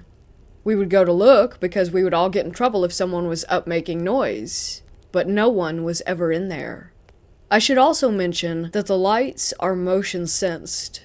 So we would walk in and the lights would turn on, meaning that a physical person hadn't been walking around in there for at least a few minutes. Our beds were all in rows and lined up. One night we all got woken up by a scream right next to our row of beds. All of us sat up at the same time, freaked out, and looked at each other. We couldn't figure out where it came from. This was in 2019 at Fort Pickett during our annual summer training. We were in the field, which is basically like camping in tents. There was a large, open field where the medical tent was, and then our personal tents were back in the tree line. There were a few nights where people were woken up by something shaking their tents, whispering their names, or vivid nightmares. Some even saw figures standing outside their tents. Some people had dreams that they were woken up only to be in another dream. I was with another sergeant in a 2-person tent far off to the edge of the group. One night, I heard footsteps all around our tent, almost circling it. It was as if a whole platoon was walking past us very slowly. But our medical area was so far away from all of the other training areas, and as far as I knew, no one was out training at 2 a.m. Period. This last one happened at Fort Indian Town Gap. My ex used to tell me while he was sleeping that he saw a man or figure standing next to the bed or in the corners of the room. He often saw a man with a mustache, specifically. I don't know who that could have been, but anyway, fast forward to another annual training and we had some free time one day, so most of us decided to go back and take a nap in the barracks. The girl in the bunk next to me was asleep for about an hour when she woke up and asked me if she had been screaming. I said, "No, you didn't say anything the whole time, you were just asleep." She said that she had just had sleep paralysis and thought that she was awake. In her awake dream, she was in the same barracks with all of us, but we were all staring at her. But the thing that got me, she said that there was a man with a mustache standing next to my bunk. He was bent over and was the only person looking at me instead of her. She's a complete skeptic, and I had never told her about what my ex saw.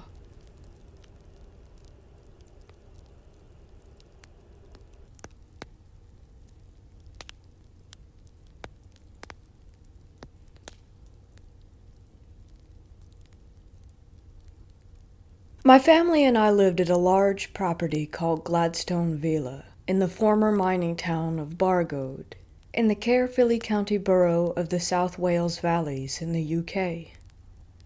From 1969 to 1978, we experienced activity that simply defied rational explanation, such as lights going off and on.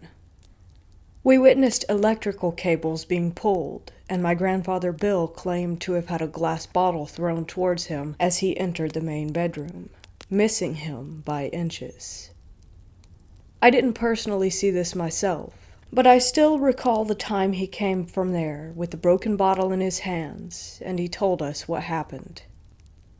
There was the occasional sighting, but this was very rare indeed, so rare that in all the 9 years I was there, I never once saw it. But I did hear it many times in the bedroom. It's still worth mentioning that my mother, Caroline, saw it on at least 2 occasions. There were also regular footsteps heard in the main bedroom every evening. Sometimes during the day we'd all be downstairs watching TV. One of us would turn the volume down to hear it more clearly, and my grandfather Bill would point to the ceiling and say, "He's by there," or "He's by there now," trying to make out where the footsteps were coming from exactly. There were 5 members of the family that were living at the Gladstone Villa. My maternal grandfather was William Higgs, known as Bill to family and friends, a retired miner who worked at the local colliery. He was a short, bald man who liked nothing more than to listen to his country and western LPs, Johnny Cash, Glenn Campbell, and so on. He also liked westerns on TV that starred John Wayne or Clint Eastwood. My maternal grandmother was Rita Higgs. She was a short woman who was a housewife. She was completely teetotal, but liked to smoke. She also liked collecting garden gnomes and liked watching soap operas on TV. My mother, Caroline Dexter, met my father at the local bakehouse on Baldwin Street. She was day shift regularly and my father worked the night shift. He would stay behind to make her a cup of tea and chat. They dated for 3 years before they got married on Monday, the 1st of April, 1968. The Beatles were number 1 with Lady Madonna. They did not get a place of their own, but they decided to live with my grandparents at Gladstone Villa, which was in Cardiff Road. I was born on August 24th, 1969, when everyone was listening to the latest number 1 in the charts, Honky Tonk Woman by the Rolling Stones. It was soon after that my mother said that strange things started to happen. I was just a baby when she said it all started off rather quietly, like small tapping here and there, but nothing too noticeable. But in time, the activity gradually increased. One time, my mother said the family heard a noise like someone jumping down from the attic and onto the landing. Naturally thinking that someone was trying to break in, they went to see what was going on. When they got there, they found no one, but the latch to the attic was open. Whatever it was eventually occupied itself in the main bedroom, which incidentally was my grandparents' room. It soon made its presence felt by walking around the bedroom, and the sounds of dragging could be heard. One day, my mother went upstairs to that bedroom to get my father up for work so he could be ready for his night shift. When she got there, she was confronted by the sight of the ironing board placed on my father's torso as he slept. When he awoke, he was astonished to find the situation he was in. He suspected my grandfather Bill was playing pranks, but in time he knew my grandfather was not responsible for it, and he told his work friends what was going on, and it got around town that Gladstone Villa was haunted. My parents separated in 1972 and my father left Gladstone Villa, but it wasn't because of what was going on at the villa. It was just a breakdown of the marriage. They finally divorced on the 25th of April, 1975. The British band the Bay City Rollers were number 1 in the charts with Bye Bye Bay. Again, very apt. It would have been amusing but for the fact of what was going on there. I was barely 2 years old, so I have no memory of my father living at the villa. But he would come to see me every Saturday to take me to see my paternal grandparents and to the local cinema. Great times, even though the paranormal activity still continued. As I got older, too, I witnessed the activity for myself. I actually saw the poltergeist activity. I watched electrical cables being pulled by unseen forces. I saw the lights going on and off, and when my grandfather Bill would play records on Sunday as the family did dinner, it would turn the music off.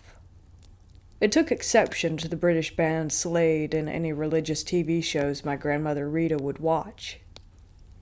The local police were also involved. I remember them popping their heads into the attic, hesitating and not going in, but they suggested it was my father playing a prank on the family. A family friend, Mrs. Ivy France, she was more of a friend to my grandmother Rita, she was very skeptical when my grandmother told her that Gladstone Villa was haunted. I can remember Ivy going into the main bedroom, looking around and saying it was vibration from the traffic outside causing it, but she was soon to change her mind when she experienced it for herself. It was then she suggested that the local press be contacted, and a medium. The medium was John Matthews, and when he came to Gladstone Villa, he started by asking the family questions. He then began by challenging the spirit to perform by knocking on the ceiling, and sure enough, it responded by knocking back at him. At some point, John went into a trance to try to make contact with it, but he failed to get a name. He later confirmed the obvious, that there was indeed a presence there, and that it was an earthbound spirit, and that it had unfinished business. A priest by the name of Graham Jones was then called to Gladstone Villa. He blessed the property, and after a few prayers, he duly left, and it was quiet for a few short months after that. No incidents. But it did return, and with a vengeance, and this time it decided to show itself. One evening, my grandfather Bill, my mother Caroline, and I were watching television. My grandmother Rita was reading a book, when all of a sudden my mother just so happened to look to her left, and she saw a full, solid figure of a monk standing by the doorway. We did not see this, as we were otherwise occupied, but she later described it in detail as a monk in typical brown habit, complete with hood over the head so she didn't see the face. It sounded very much like a 16th century Benedictine monk. Fred Davies was a friend of my grandfather Bill. They worked together at the local colliery, and he would visit most evenings. Fred was a slim man who would wear a flat cap and glasses and smoked homemade cigarettes that hung from his lips as he spoke. He would sit in his favorite chair by the open fire and talk to the family and watch TV with us. One day, Fred was with us, in his casual place by the open fire. I was quietly playing with my toys by the sideboard. It was tranquil, when all of a sudden there was one very loud bang. It was so loud that Fred ducked his head and I ran to my mother for comfort. When it was gone, we all went upstairs. My grandfather, Bill, would always be the first and I would be the last. When we went to that bedroom, we found nothing that could account for that noise. Fred later told us that he ducked his head as he thought it was going to come through the ceiling. Fred told us of another experience he had at Gladstone Villa. My grandfather Bill liked to look out the landing window that overlooked Cardiff Road and into the Bargoed town centre. This time Fred joined him, and he said that he felt something brush past him, but when he looked, there was nothing there. The most frightening experience I had was when I was alone in that particular bedroom. I made sure the light was on. It was very quiet as usual. I was lying on the bed facing the window that overlooked Cardiff Road when I suddenly felt something heavy pounce on the bottom of the bed. I heard the bed springs go just once, and I felt the bed bounce. I didn't look straight away, but when I did, there was nothing there. I went downstairs to tell my family, and we all went back up. We saw distinctive paw marks on the bed, like that of an animal. I later found out that my grandfather had a black Labrador dog called Tovey, who died before I was born. My grandfather Bill and my mother Caroline claimed to have heard a baby crying there, but as I didn't hear it at the time, I took very little notice of what they said. The activity got so bad that my mother, grandmother, and I slept downstairs with the lights on. It was only my grandfather Bill who was supposedly brave enough to sleep in the bedroom itself. It was then that he himself had yet another experience. He told us that he was lying on the bed when all of a sudden he couldn't move. He couldn't even shout for us to help him.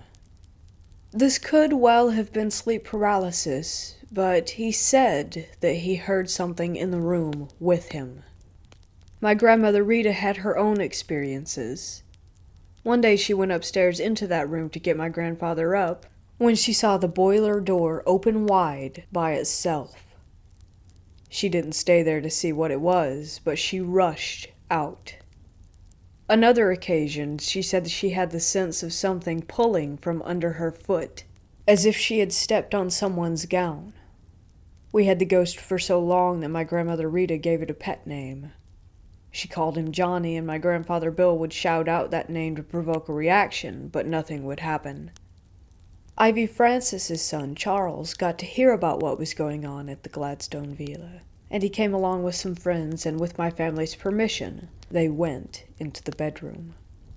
It frightened one of his friends, and to this day, his friend still says that it is a spooky place. My mother Caroline had an operation on her and ended up on crutches. The local nurse would tend to her foot. One day, she was sitting on a chair when the nurse came, and the nurse knelt down to tend to her, and she told my mother not to hold her. My mother looked at my grandmother Rita in amazement, as she was not holding the nurse at all. My mother made her own conclusions that it was Johnny the ghost that was holding her, so as not for the nurse to hurt her. The only time I heard the ghost being vocal was the time that we were all in the room. One of us wanted to use the bathroom and we couldn't get in there. My grandfather Bill said, "He's behind there." I heard quite distinctively the sound of a Gregorian chant, and that was it. Nothing more. We left in the summer of 1978, when two local businessmen bought the property, and Gladstone Villa was eventually converted into a small hotel and its name changed to Red's Park Hotel. On the night before we moved, there was one final incident that we experienced, as if it knew that we were going, and that was its way of saying goodbye. My mother, grandmother, and I got ready to go to sleep. The light was still on, and then we heard the doorknob turning as if someone were trying to get in. At first, I naturally suspected my grandfather Bill, as he was the only one who slept upstairs in that room, and we thought it may have been him playing a prank. I called out to him, but there was no answer, no laugh that would give him away. We then heard our belongings that were packed in the hallway being thrown around. The next day, we asked my grandfather Bill if it was him playing a joke on us. He insisted that it wasn't him. and to this very day, I believe him. I had my 40th birthday at Reds Park Hotel in August of 2009 for old time's sake, and it was the female staff that told me about the ghost, and I told them what had happened to me there 30 years before. The staff told me of their own personal experiences, lights going off and on, the odd sighting in a room, a bridge, a bride in white was seen. Again, as with the claims of the baby crying that made no sense to me at the time. I did a thorough research of the property in the Cardiff Road area, and I found out some very interesting things indeed. I found out from the Bargood Library and the local newspaper archives that Gladstone Villa dates back to 1900, and it was named after the former British Prime Minister William Gladstone. I discovered the previous people that lived there. The Kimyett family in 1924. The new married couple Michael and Evelyn Kimyett, and a son named Elvin. He died at the property at just 4 months old, according to the archives of Cardiff newspaper The Western Mail of that year. This explained the baby my mother and grandfather had heard in that bedroom so long ago. Mrs. Evelyn Kimyett died in 1970, soon after I was born. Maybe this is why all the activity started. I also found that there was a monastery in Baldwin Street, where my parents met and worked, and there's a property directly opposite the former Gladstone Villa property in Cardiff Road dating back to the 16th century. It is now a public house called the Rafa Club. A priest hide is said to be there, but it's sealed up. This explains the monk that my mother saw. What I have said here is true. I wouldn't share this if I couldn't possibly back this up, and I have used real names, as I have nothing to hide, and all I have said can be verified by the family of those people that I mentioned. Sadly, some of the people I've mentioned are no longer with us. I challenge any hardened skeptic and firm non-believer, and I can assure them that they will indeed most certainly question their belief system. Of this, I have no doubt at all whatsoever. In fact, I am 100% positive.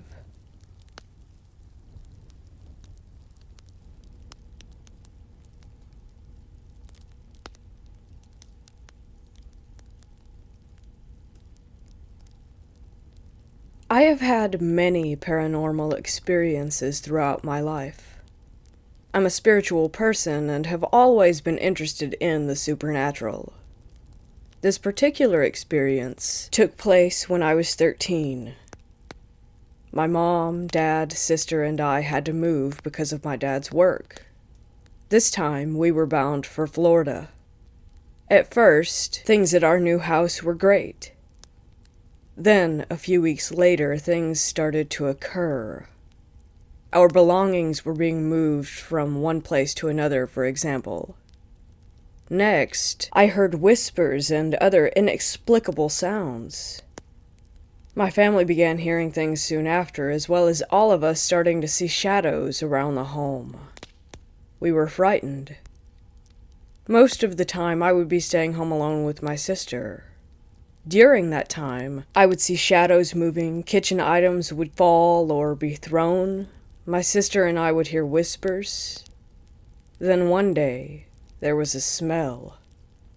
Whatever it was disgusting, like something putrefied. We searched high and low for the origin of the odor, unable to discover the source anywhere.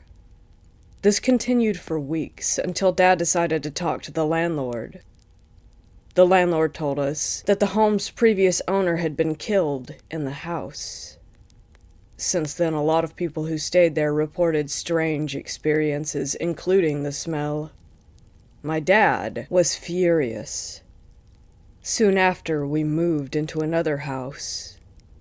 I still think about that to this day, though. I can't help myself.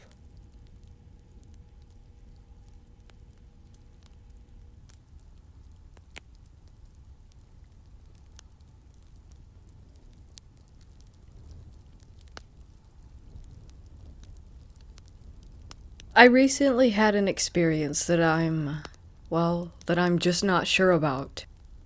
I tried explaining it to my sister, and I can't even begin to put into words everything that happened and how I felt. So recently I went on a bit of a road trip and visited a bunch of places in the Southwest, Utah and Colorado, Arizona, and Southern California. I stopped at a park in Colorado that I hadn't initially planned on going to, but had never been to, a place well known for its Native American history. It was absolutely beautiful. Honestly, it was amazing and humbling to see the history of the people there. It made me realize that there was so much more about American history than the rather Eurocentric view of colonialism that I was taught. Anyways, like I said, it was amazing. Given that this was November and very off-season, half the park was inaccessible and attendance was minimal. There were other people, but overall it was very quiet.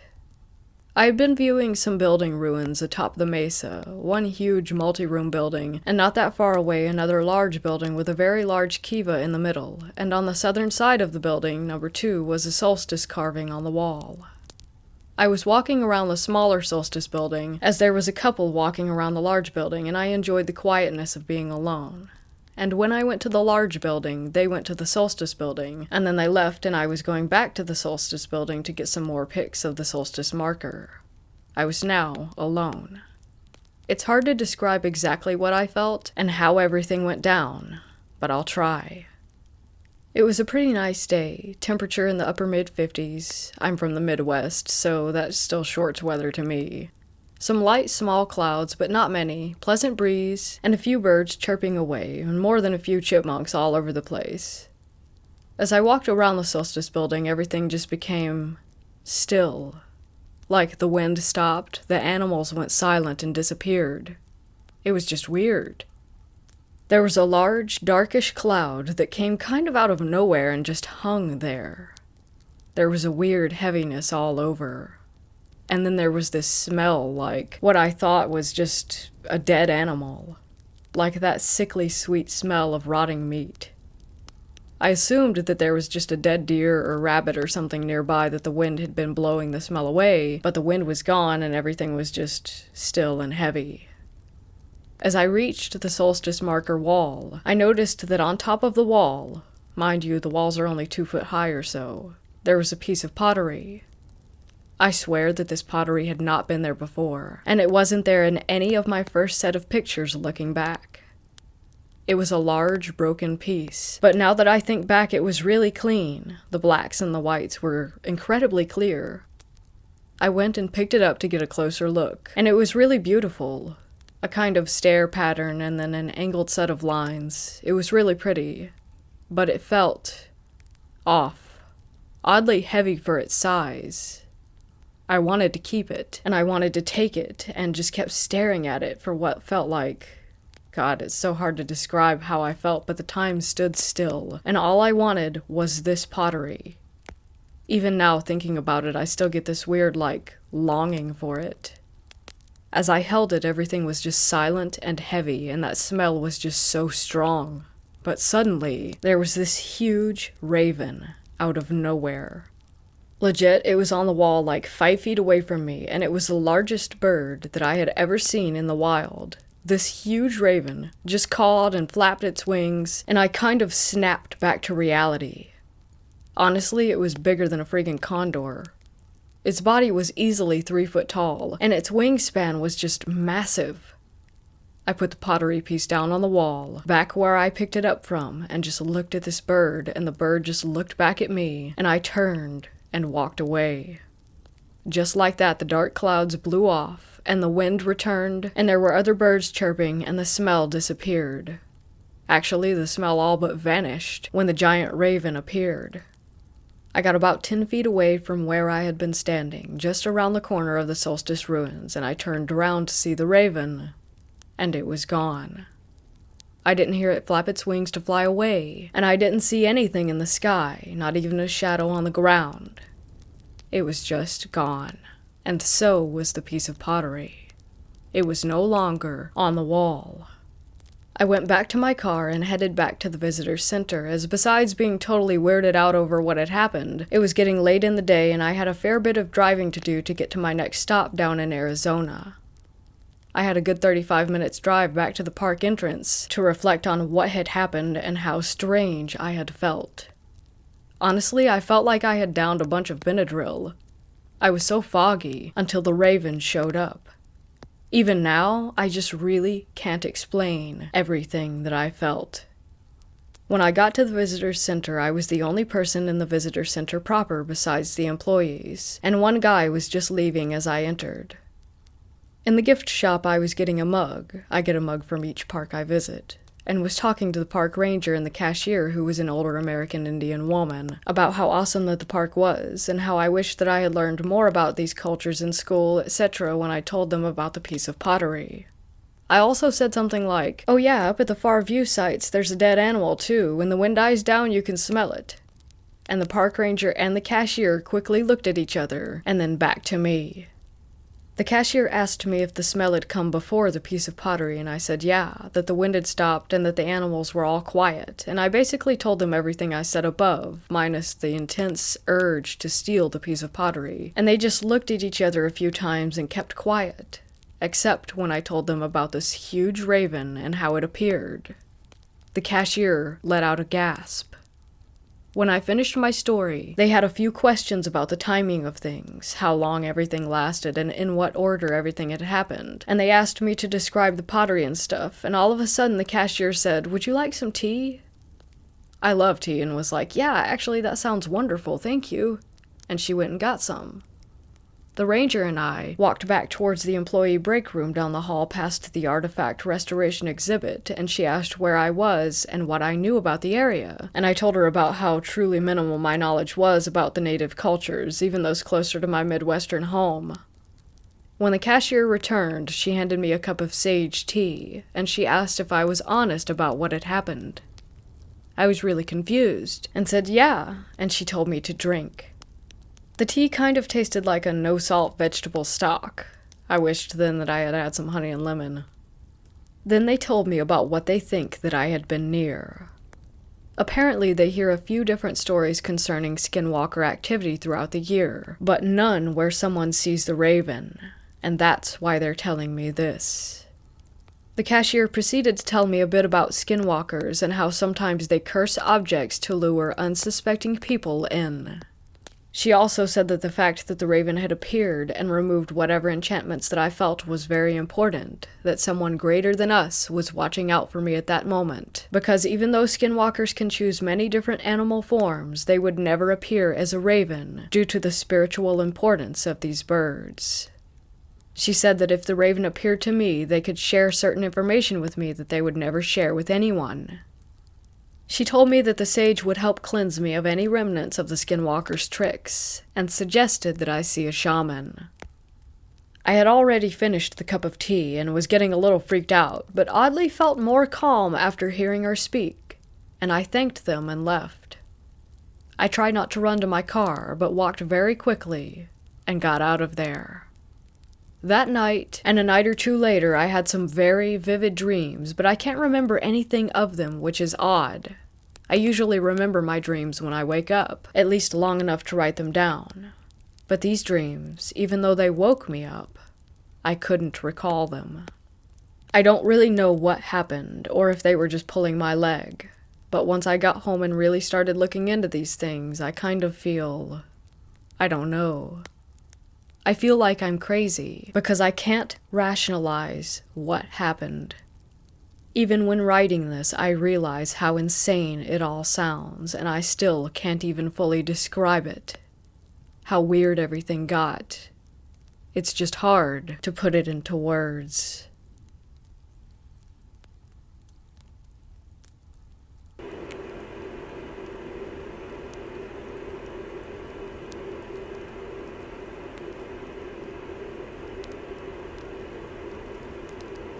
This happened to my dad, who told me this story when I accidentally discovered a Ouija board in a closet in our house. He was living in Spain at the time, and during the 1970s, he bought that Ouija board. He told me that one day he talked too much with a wise entity who responded to everything so clearly and philosophically. The thing is, my dad asked it, "Where are you?" And the board started to mark random numbers and letters such as 165, 2AC, 8820, that kind of thing. My dad, who was consternated, thought that it was decontextualized. Nonetheless, and he cannot explain why, he wrote down the entire random series of numbers. And he cannot explain why, he wrote down the entire random series of numbers and letters on a paper that he had left sitting on a shelf. The disturbing part after that is that a few years during the 1980s later, my dad was watching Cosmos with Carl Sagan, and he told me that in that show, Sagan explained that scientists had discovered a new galaxy that was called with a sequence of numbers and letters. My dad was so impressed. So he copied down the name of the show and he looked for the paper on the shelf. And yes, it was the same sequence. My dad is fascinated with this experience and told me that the Ouija is not just spiritual, it is also interdimensional. When he told me, I was between scared and curious, and I considered aliens using the Ouija board. He still believes that this wise entity is up there somewhere, talking with others.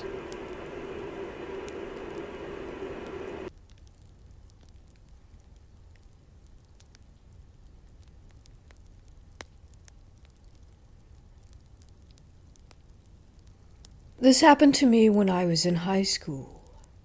I was around 15, 16 years old, so it was around 2005 or 2006. Now, for context, this happened in France in a medium-sized city. I had to take one bus and one tramway, to get to my high school. It was about 45 minutes to a 1-hour trip. Usually classes start at 8:15 a.m. and the tram would be packed up with people as my high school was located next to the university and another high school. But that day my class started at 10 a.m. As a result, the tram was practically empty, which meant that I could get a seat for once. There was no seat by my side, only one seat in front of me. So I was sitting there listening to my music when a man sat down in front of me. He quickly started talking to me. I honestly don't remember what he was saying, but I was trying not to be rude as he seemed to have some sort of mild mental disability. But very quickly he started asking me out. Remember, I was underage and I definitely looked my age. He wondered if I wanted to go and get a drink. I said that I couldn't, that I had to go to class. He was very persistent. At some point he took out his wallet and offered me money. I remember him saying something like, "If it's about money, don't worry about it."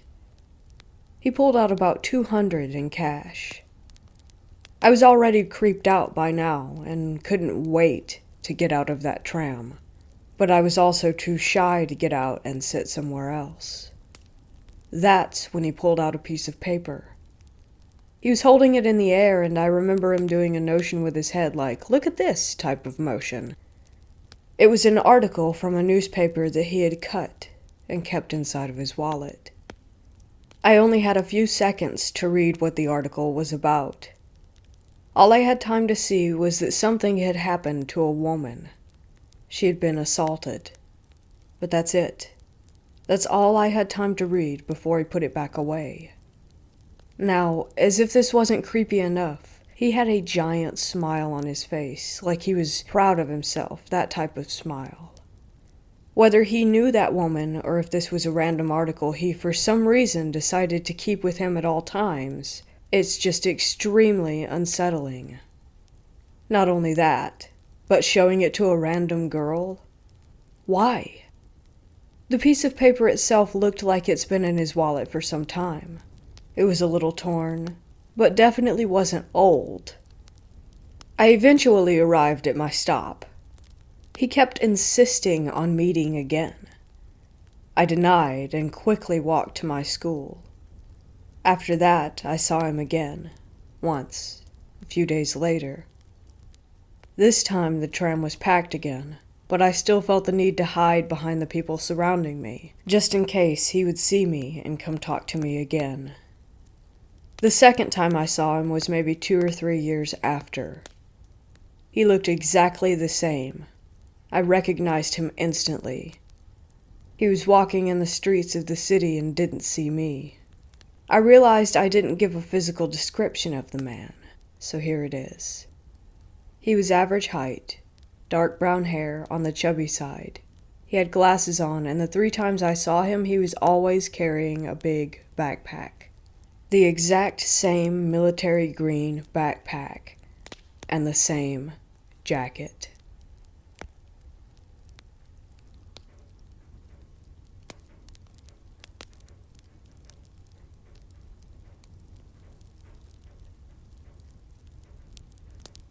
On May 9th of this year, I went to a flea market to browse.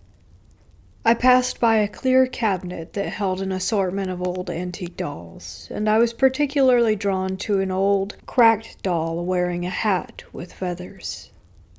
As I examined her closer, I noticed that she had a cloth body, but her arms, head, and legs were made of the same type of plastic, or possibly porcelain. I felt very drawn to her and was surprised by her price, only $35. She wasn't in very good condition, and was clearly ancient, based on the cracks on her body and the way that her face is painted on. I returned to the cashier with the doll, and immediately the workers who had been deep in conversation halted and fell quiet. They proceeded to tell me a little more about the doll, who supposedly hexes anyone who inconveniences her. This only made me feel more inclined to purchase her, as someone who is very interested in the paranormal, and as it is part of my faith, Wicca. So I ended up buying her. My younger sister, 11, wasn't very happy that I had bought the doll, whose name was Madame Leonora. She felt very thrown off by the doll's presence and requested that the doll be placed in the trunk on the ride home. I didn't want to upset the doll in case I got hexed, but my parents insisted that I put the doll in the trunk. So I did. That same day, I almost went to the hospital after an accident at my home. Similar disturbing events happened around the home whenever someone insulted Madame or did something she didn't like. These events pose a possible trauma trigger for some people, so I won't specify what the events were here. Just know that they were serious, and they were awful. I began giving Madame gifts and saying good morning and good night to her every day. On the first day that I gave her a gift, a package that I hadn't been expecting for another 2 weeks came in the mail. Every time I give her a gift, she gives me good luck. Madame and I had formed a friendship. But towards late June, I began having strange, very specific dreams. In these dreams, Madame would climb down off of the shelf where she lives and escort me outside. We'd light candles and perform a ritual, and then I would bury Madame in a box with the gifts that I had given her over the months. As soon as the dream ends, I wake up. So, with the knowledge that I have because of my Wiccan faith, I decided to hold a seance of sorts in order to communicate with the spirit hosting my doll. I lit a candle and used a pendulum with a board to communicate. The candle flame responded to everything I said, and I have never seen such clear responses through my pendulum before. Based on what I got out of the session, Madame was able to tell me that she would like to be buried, but won't reveal to me why. I've never sensed any negative energy around Madame before, but with each passing day, the air in my room feels heavier, if that makes any sense. I'd like to fulfill her wish and bury her because I think she may be a Victorian mourning doll, but the vendors who sold her have no information on her at all, only that she makes bad things happen. If she is indeed a Victorian mourning doll, it would make sense why she wants to be buried. The only problem is that she refuses to tell me why I have to bury her. If anyone can tell me if there's any danger to burying her, if there's anything I should know about this, or what I can do to identify what time period she's from, I'd really appreciate the help.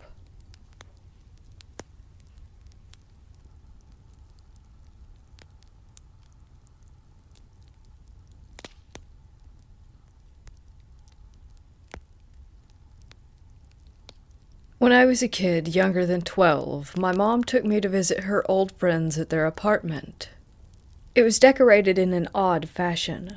Tapestries hung all over the place with old antique furniture and knickknacks lining the walls. We didn't visit there long at all. On our way out the door, my mom pointed out a statue that they had in their living room.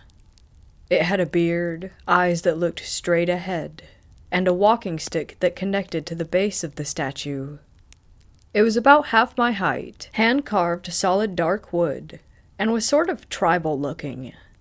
I remember thinking, I really hope they don't offer to let her have that thing. It's scary. And, of course, they gave it to her. I felt uncomfortable sharing the car ride back home with the statue. My mom was raving about how cool it was all the way there.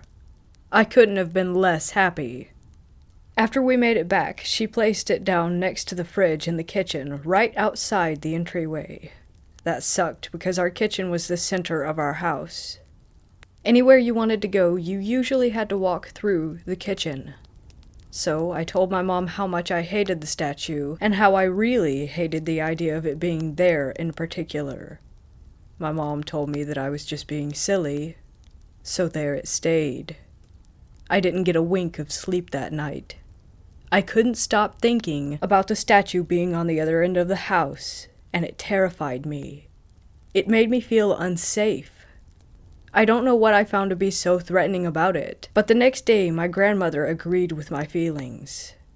She told my mom that the statue made her very uneasy, and that it had a negative energy. My mom told her that she was overreacting, and that she wasn't getting rid of the statue. I felt constant anxiety. I would often refuse to leave my bedroom in the morning after having violent nightmares involving the statue. It was always something along the lines of the statue becoming animate and stabbing me to death with its walking stick. When I walked through the kitchen, I would literally push my back against the wall and edge around the room to avoid getting near the damn thing. In time, even my mom's friends agreed that it kinda weirded them out too. I hated it. And despite how much it scared people, my mom still wouldn't get rid of it. Though she did finally agree to move it to the living room in a more secluded space. One night I was sitting in the dining room doing my homework, and my mom was in the living room with her friend. I heard whispering that was akin to what you'd hear in a horror movie. Cryptic, overlapping, incoherent whispers. I immediately knew that the voices didn't belong to my mom or her friend, so I went into the living room to ask them if they had heard anything, and before I could speak, the look on their faces told me everything. My mom told me to come closer to her and said, "We heard them too." We all agreed that the sound was unmistakably close to us, and it was clear as day. The source of the sound had come from, you guessed it, around the same spot that the statue had been moved to. We all just sort of stared at the statue for a minute blankly, and I don't remember what else was said after that. But still, my mom refused to get rid of the statue. The nightmares continued. My anxiety grew worse and worse. Bad things constantly happened in the house. My mom got pregnant sometime around then, and had to be hospitalized, so I went to live with my grandma for a bit. I told her all about how my mom never got rid of the statue, and how I had never felt safe since it arrived. I told her about the nights that I felt someone looming over me, and the times when I locked myself in the bathroom because I heard noise coming from it. After my mom delivered my baby brother, I moved back home. My grandma explained to me that she had burnt the statue long ago, and didn't care how my mom felt about it because I didn't deserve to live in fear over a stupid piece of wood. Once the statue was long gone, my mom finally stopped being stubborn and agreed that strange things had occurred. I was finally able to walk through my house again without tiptoeing around it, but sometimes I still felt off about the house after that.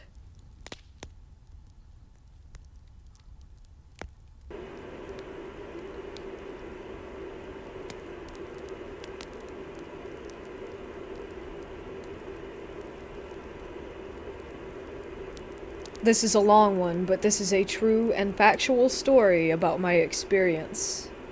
I'd like to start by saying that I am very skeptical when it comes to things people claim are paranormal. I don't just jump to conclusions that a strange event is caused by spirits, but some things I just can't wrap my head around or explain. I won't say that what happened to me and what I experienced was from a spirit, because I don't know 100%. All I know is that I'll never touch a Ouija board again, or be around one, because the experience disturbed me for the better part of a year. Also, I'd like to add that this is only one of 2 paranormal events that I've ever personally experienced that I can say 100% that I don't know what happened. Here we go, starting with the background. I used to think that Ouija boards were a load of crap. I still kind of do. I really don't know how I feel about them anymore, actually. I always saw them as a party game for gullible people, so when my friend Joe, not his real name for privacy, told me that he had one, I just laughed it off. I had only known Joe for about a year or so after meeting through mutual friends. He lived in a small apartment with his girlfriend Lisa, also not her real name, and their dog Vincent. At the time, I was only 18. Joe was like 23, and Lisa was 20. For a period of time, I used to go over to their place every weekend after work because Joe bought me alcohol. So one night we were hanging out, and Joe starts talking about some strange encounters he had growing up and how he, quote-unquote, attracted spirits his whole life or some garbage. I smiled and nodded to be polite while he went off on paranormal tangents and started talking about shadow people following him. He then goes into his room and pulls out a Ouija board, but not the one that you get at a store made by a toy company. It was made of real wood and hand-carved. It was actually pretty nice. He said that he had gotten it as a birthday gift from his parents years ago because of his obsession with the paranormal. I didn't inquire as to where it had come from or who made it, but like I said, it looked handmade. While I sat there laughing and joking about it, Lisa chimes in and says, "Joe, tell him about the other night." Joe proceeds to tell me how him and Lisa allegedly spoke to a demon using it, and the demon claimed that his name was Beelzebub. Me being a big metalhead at the time, he got my attention. "Let's do it. Let's try to talk to this demon," I said, half joking. Joe asked if I was sure that I wanted to try it, and I agreed. So we went into his room. We turned off all the lights in the apartment. Lisa lit candles all around the room and we sat on the floor. I was nervous, but I was having fun watching Lisa and Joe's pageantry. It was spooky.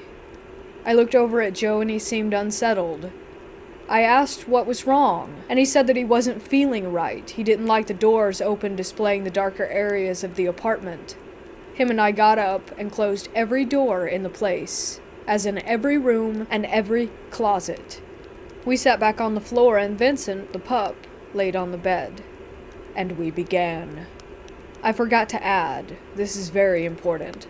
Before we started, I told Joe that I was skeptical of someone using their fingers to push the planchet around. So we all agreed to just use the back of our fingernails to touch it.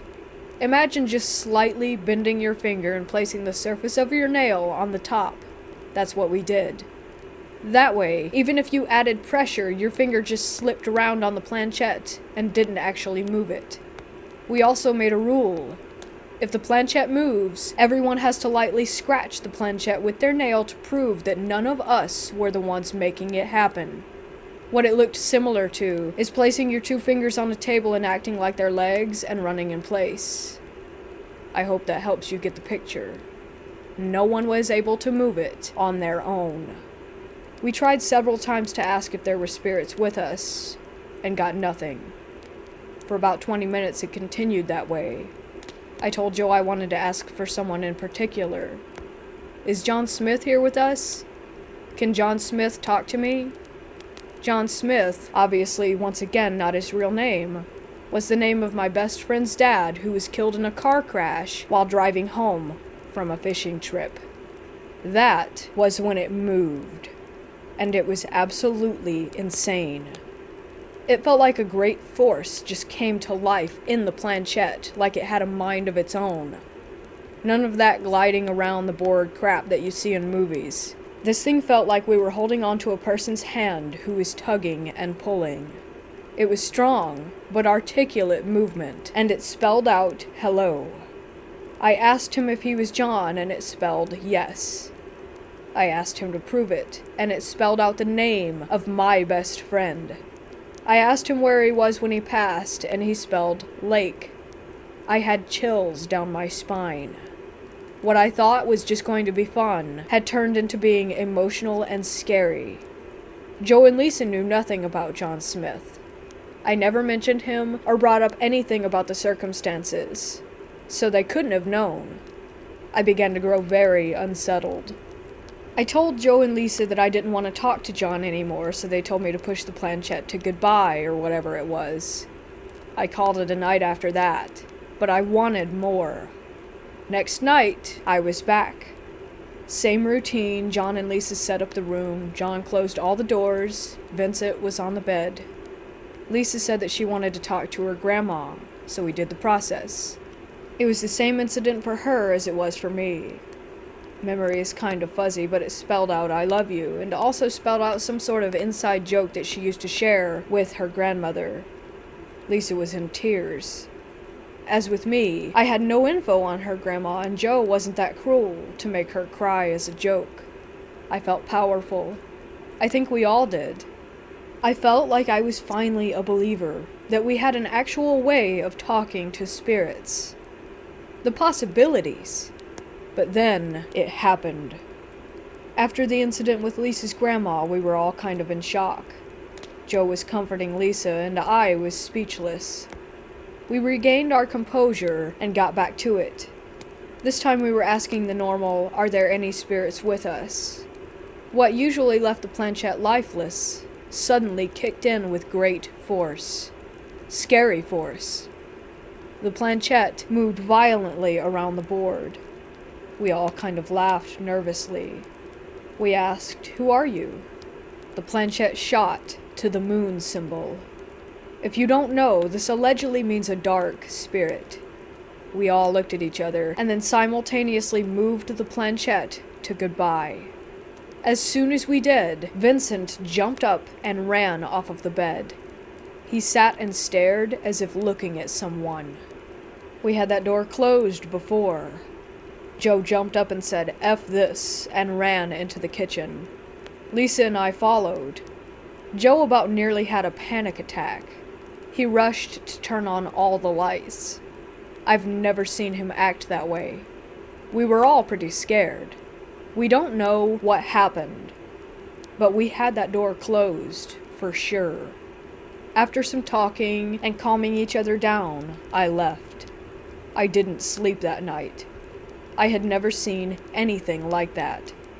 After that night, I felt like I was being followed constantly. For almost a year, I slept with the lights on. That year ended up being one of the worst years of my life.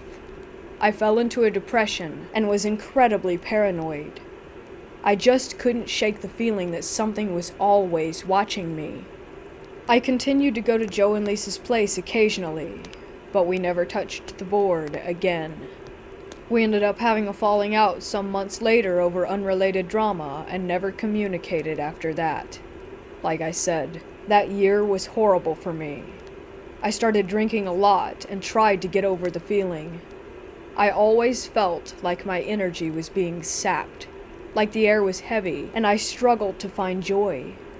The depression was real. Then the experience hit a peak. I was sleeping one night and woke up in a panic. I couldn't breathe. I felt as if someone was literally sitting on my chest. I gasped for air. Suddenly, I felt like what was someone grabbing my feet. and trying to pull me off of my bed. I instantly went into a struggle, trying to kick out as hard as I could. Then all at once, it stopped. I was horrified. Nobody was in my room. I lost even more sleep after that incident. I ended up finally getting a hold on my life. I started going to the gym instead of drinking and wallowing in my pity.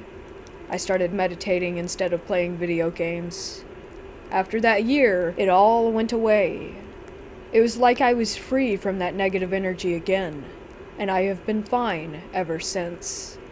That's the story of my Ouija board experience.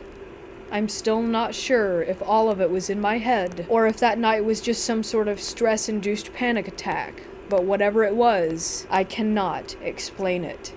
People have told me that demons thrive off your energy, and that is what might have happened, but I'm just not sure. Perhaps it was the demon talking to us all along, pretending to be our loved ones, if such a thing exists. I'm just glad that whole experience is in my past.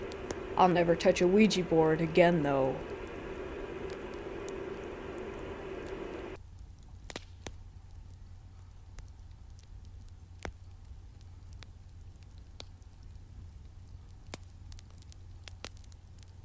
Most of this stuff happened to me between the ages of 10 and 18. I've posted before about my haunted school, and I'd like to share more of what I've heard. Whatever these things are, they have really enjoyed screwing with me periodically. I was 17 and had just gotten home from some event, either with a church group or some friends, I don't recall. It was about 11 p.m., and as mandated, I woke my parents up to let them know that I was home and alive. Don't remember why I felt the need to shower that night, but I did. The shower was a stall with a glass door and really high-pressure steam, which was almost deafening in that plastic stall. You would have to shout at me right next to the bathroom door in order for me to hear you, so that's why what happened next was so shocking. Mid-shower, there was this loud, blood-curdling female scream that I could hear from inside the shower. I had never heard someone scream like that in real life, and it paralyzed me for a second. I have 2 sisters, and so I immediately thought the worst. I busted out of the shower, ran to my parents' room dripping wet, wearing only a towel, fully expecting my parents to be getting up to see who was screaming. The house wasn't that big, just a double-wide trailer with an addition. I was shocked to find them in bed asleep still. Their door was open. If I heard the scream, then they should have really heard it, especially since neither of them are heavy sleepers. I woke them quickly and asked if they had heard that scream, which they didn't.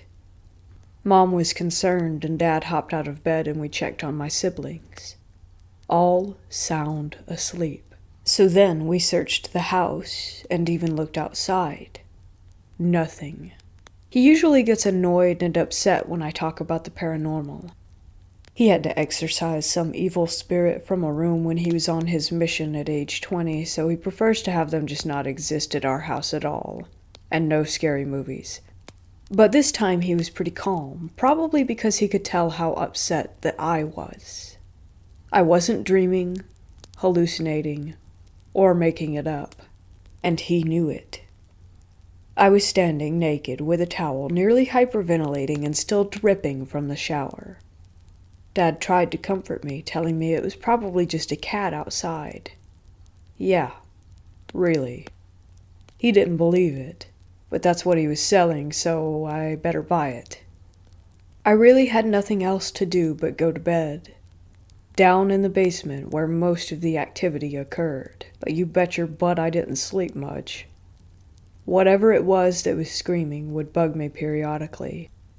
I was the only one in the basement, so naturally, I was the only witness. I have lots of stories that my family still won't believe.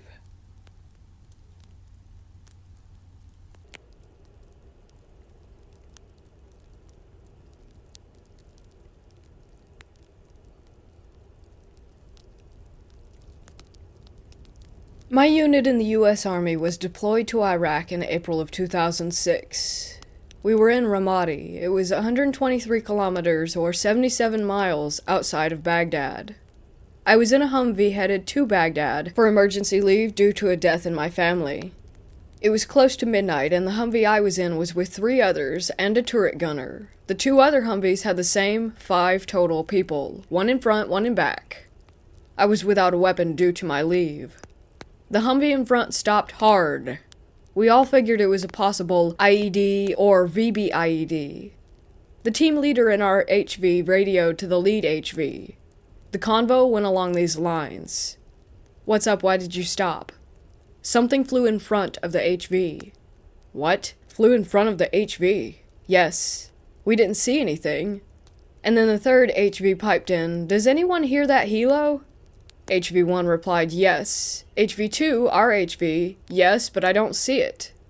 Just then, in the desert off the highway, was a black figure. It looked like a huge bird. It was like smoke was emitting from it, like a blackish-greenish smoke with a bit of blue tinge.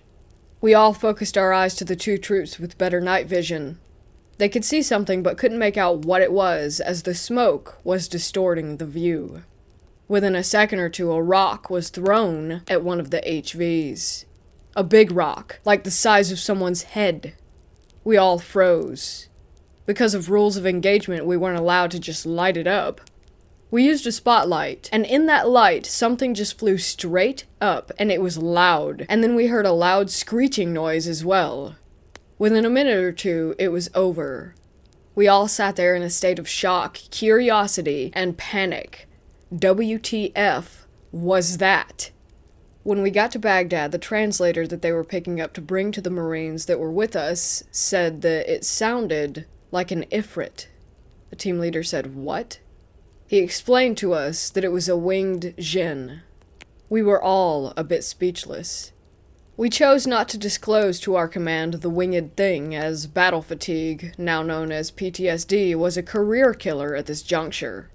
It's been 13 years since this happened, and I met my now husband in 2015, and he had also been deployed to Ramadi with my sister unit at the time, and he had went through this particular stretch of highway on his mid-deployment leave. He recounted a similar story to me. It was enough to stop me in my tracks. It was pretty close to mine, except that they didn't stop, they just boogied on through. Considering the time we were there was very deadly, including an aid station manned by soldiers that was ambushed and blown to bits. I was a medic, so death was my norm. I still can't wrap my mind around it. And now, apparently, the last 2 places I lived in, something has followed us.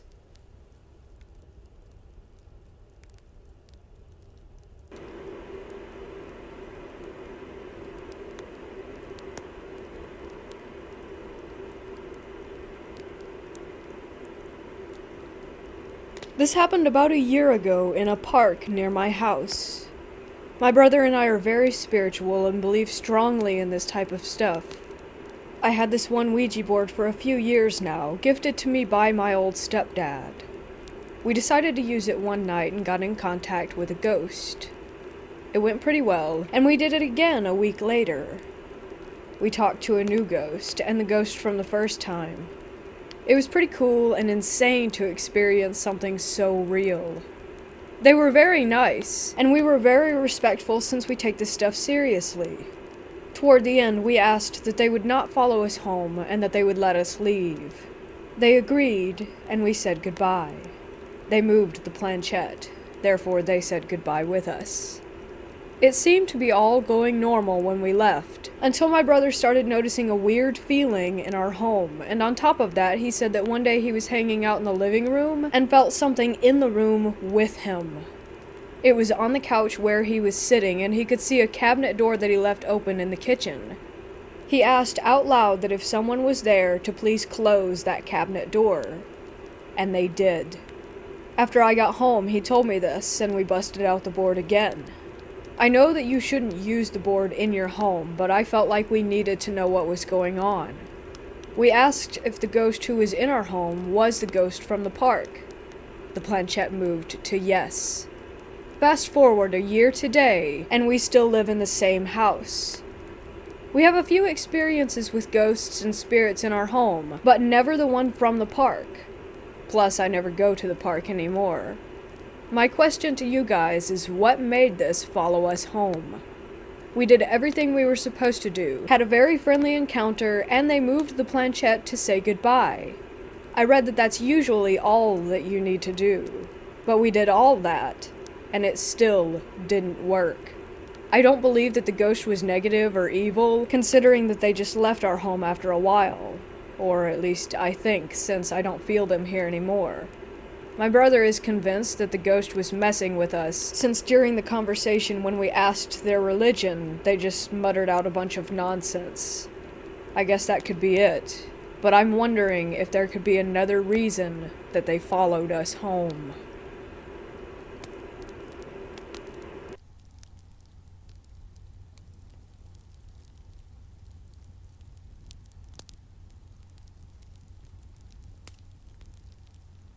I've had several unexplained encounters which I guess you could say are paranormal. I've never believed in that kind of stuff until the experience that I'm going to tell you now. There's a creek below my house where me and my friend would go to hang out when we were kids. It was away from everyone, where we could do whatever we wanted to. We'd normally build a fire and just chill and bring a radio so that we could listen to music. One day I decided that we should go fishing since we never have down there and there's a bunch of deep spots that are perfect for it. So I get my grandpa's old fishing rod. It was literally a piece of bamboo with a fishing line tied to it. I don't know why, but I just wanted to test it out. He brought his dad's old fishing pole. Both my grandpa and his dad had unfortunately passed away years ago. We pack everything up and head down. We decide first to start fishing near the entrance to the creek because there's a few deep spots there. So we bait our hooks and I throw my line in and he does second. As we're waiting for a bite, my friend tells me someone is coming. I turn around and see no one, yet he says he can hear walking. I keep looking and soon I see a man coming around the corner wearing a hat and overalls. He's very dirty as well, like he just got done working on a car or something. When he sees us, he stops and stares. My friend starts freaking out and telling me to get my knife, since I always carry one. I, however, feel like he wasn't a threat, and just watched him. My friend has always been nervous around strangers and has a fear of them. He begins walking toward us without a word, and stops only a few feet away from my friend. He doesn't seem to acknowledge me and doesn't even look at me and my friend. He stares at him without uttering a word. My friend finally speaks up and says, "Can I help you?" The man simply replies, "Have you seen my wife and kids?" He also calls my friend by name. My friend replies, "No, I haven't seen anyone else down here." The man says nothing and walks away, and as he walks around the corner, I follow him, and as I look around the corner, he vanishes. I see no trace of him, and there's no place he could have gone except straight, because there's fences on both sides. I look back at my friend and tell him he's gone. My friend tells me that's not possible unless he could run extremely fast uphill. I then asked if he knew him because he called him by name, but he swears he has no idea who the man was and has never seen him before. We both decided that was enough for one day, packed everything up, and left. We never saw him again, though we've been down there hundreds of times since that incident. Not long ago, however, I stumbled upon a gravestone hidden in thick grass at the same creek. It was a man who died in the 1970s, who was also a Vietnam veteran.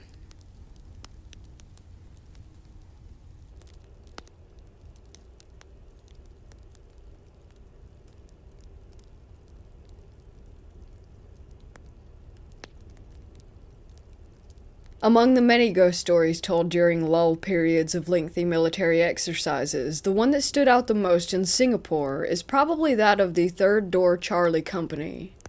In short, it was about how a third door was made to allow the spirit of a recruit who had died a gruesome and mysterious death to leave peacefully.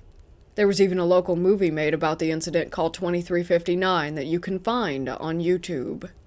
I have personally seen this third door, so there's at least some credence to the story. My story, however, happened many years later when the camp was largely unused. My company was planning to use the rifle range near the camp for our annual rifle proficiency test, which lasted several days. I was selected to be part of a very small advance party that would arrive a few days before the main body. The barracks of the camp were essentially longhouses separated by their respective toilets and laundry areas. My platoon mates and I would occupy one of the longhouses during the night, where we would play cards and tell creepy stories to pass time. It was almost midnight, and I needed to relieve myself. I had just stepped out of the barrack when I noticed that the lights of the toilet belonging to the Charlie Company had suddenly come on. The bright white light cast a clear shadow of a man onto the water point of the laundry area. I froze. There was a voice telling me to investigate, while another told me to go and grab my friends. The shadow didn't seem to budge at all during the entire time that I was observing it. Then, I heard my friend calling out for me. This snapped me out of my reverie as I rushed back in and pulled my friends out to show them what I had seen. By then, however, the lights had already gone back off. My friends suggested that it was probably the range warden, which was the only logical explanation. What really puzzled me then was that my friend had called out to me because I had been gone for too long, but yet, in my mind, the whole thing only lasted for a minute or two. The next day, I quizzed the range warden about the incident, and a worried look came over his face as he explained that he was nowhere near the camp the night before. What's more perplexing was that the power to Charlie Company had been cut.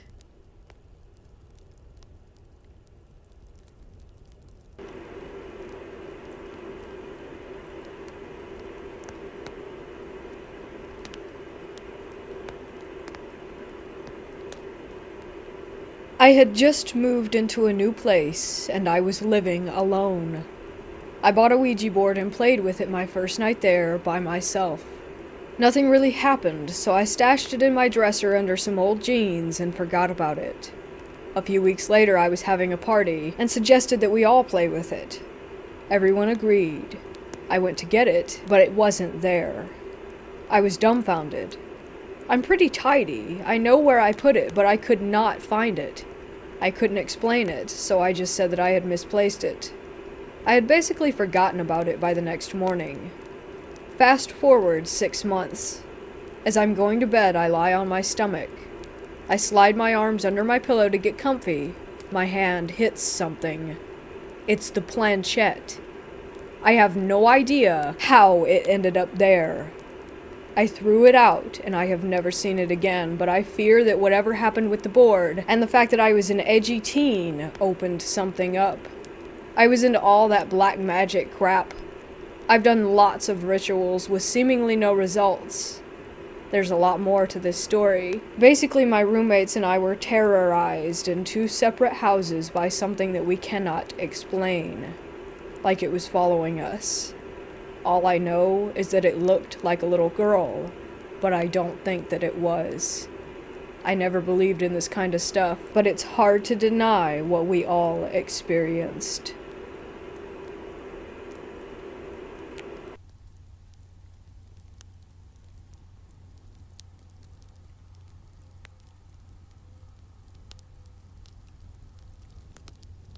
This is one of the unexplained series of events and the existence of the unknown in my very intimate environment. Location. My grandma's apartment is in one of the populous areas of Yangon's downtown, which is a 30-year-old apartment that has no record of criminal activity or any violent events whatsoever. The place? There's a room in this apartment that is always gloomy and subsequently felt ominous whenever a living soul would pass around it or in it. It's a typical, normal bedroom. Queen-sized bed, modern furniture, and a picture of Jesus Christ in it. Even though there's nothing abnormal about the room itself, the aura that it gave out is evil. It used to be my late grandpa's room, in which he was suffering from hepatitis C. The problem: the room itself is locked now and no one lives in it, since it used to cause the house members and guests chills whenever a person or just someone would pass around the room unexpectedly. Whenever you look inside it, there's no one. Sometimes a 3-second long snickering laugh in a low tone can be heard. This can happen at any time of the day. Sometimes there's nothing at all. But whenever a person tries to lay on the bed of that room, everyone who's done it has said that they felt someone is watching them with an evil smile. But it's just their feeling, including mine. Another common denominator is that we cannot identify how that evil looks or where it came from. We all know that something is just there. What all of the house members and guests agree on is that something is watching the bed, as previously stated, with an evil smile. The aftermath. Even though no one goes near there and the room is locked since my grandpa's death, we are all worried due to the frequent sounds and laughter that we can hear at any random time. My aunt, who lives with my grandma at the same apartment, said that clapping can also be heard at a certain time of night, but not regularly. But it can't be anything from upstairs coming down, because upstairs is an empty hall that's been cleaned and locked by the previous owners until they find another renter. These events are strange since they didn't happen right away after my grandparents moved in. It started happening like a decade after they've been living there. The rest is history. I hope you all can tell me what it is. All the family members are questioning to this day.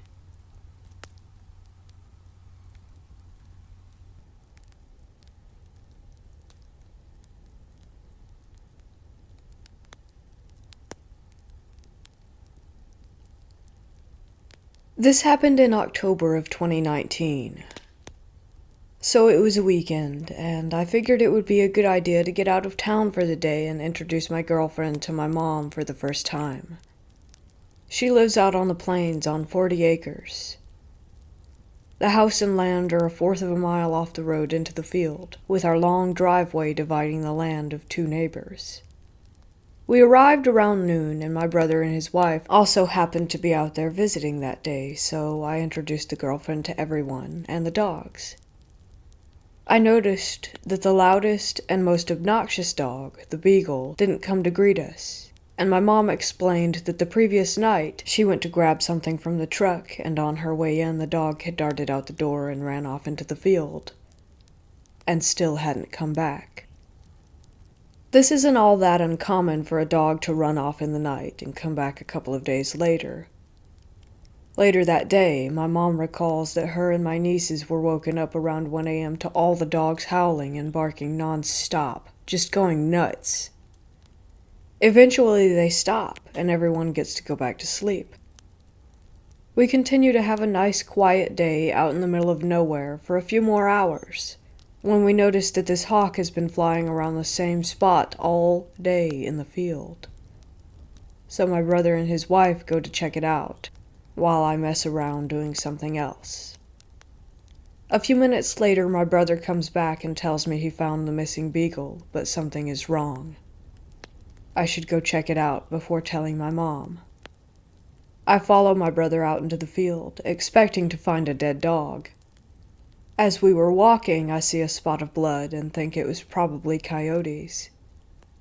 He shows me a trail of blood that leads to a larger puddle and another trail. The dog seems to have been drug around some. The trail led to an area in the field where the dog lay. As soon as I saw the dog, something looked wrong about the scene. All the plants around him were trampled, and something looked different about him. I took a few more steps, and I realized that he was missing skin. This wasn't just a few bits missing from a fight or birds picking at him. The only fur or skin left on him was his head, tail, and paws, with very distinguished straight lines where he had been skinned. Some sick fuck had killed, skinned, and taken the pelt of our dog in the middle of the night, only a couple of 100 feet from the front door. Of course we called the cops. They took 2 hours to arrive.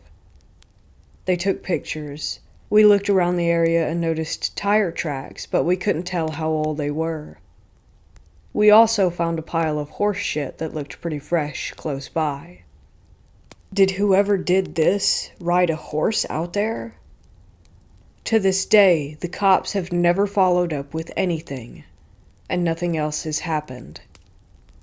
Nature cams were installed, and fences have been mended so dogs can't get out, but we still have no idea who did it. I came across the pictures on my phone today, and can't seem to bring myself to delete them.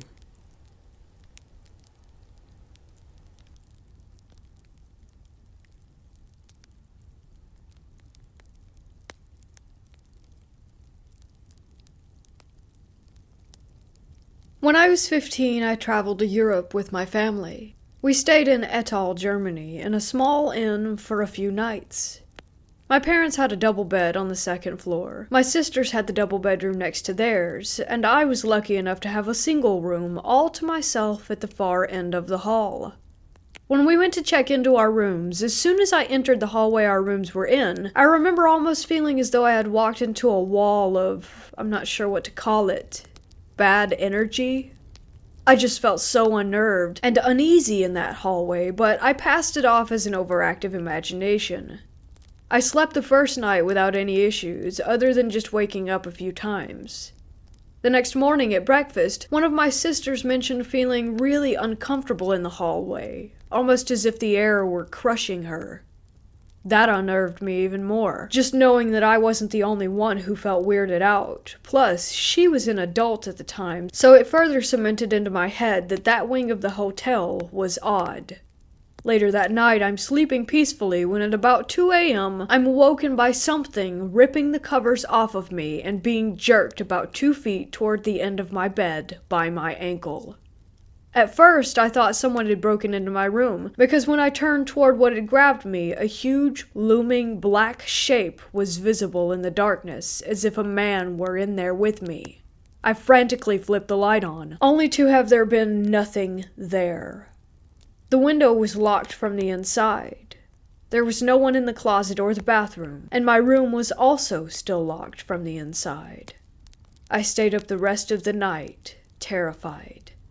The next morning, we were at breakfast, and my sister mentioned that she was also up half the night, because she thought she saw a person silhouetted against the wall of the room, but when she turned on the light, there was no one there. It was just a bizarre and creepy experience. We checked out that day, so I didn't get to experience anything else, but it still freaks me out.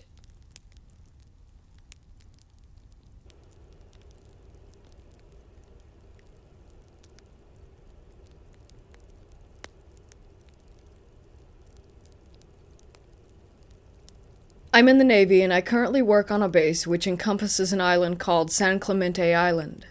The island itself is mostly deserted and is untouched. But on the north side of the island is a town, for lack of better words, where the Navy and contractors live. One night I was headed down to relieve a coworker from watch. As I'm driving down the road, which is mostly pitch black, I see a figure in the street in my headlights. Naturally, I slam the brakes. I begin cussing up a storm because some idiot is walking in the middle of the road at night. Shortly after, however, I notice that it isn't a person, but more of a solid shadow. You could make out no features on it, but it had mass and was human-shaped. It was in the middle of the road and sort of stomping, almost like a weird dance. Then suddenly, it was just gone. It didn't fade away, didn't do anything dramatic, just disappeared. I freaked out and told a lot of my coworkers who didn't believe me. We never saw it again.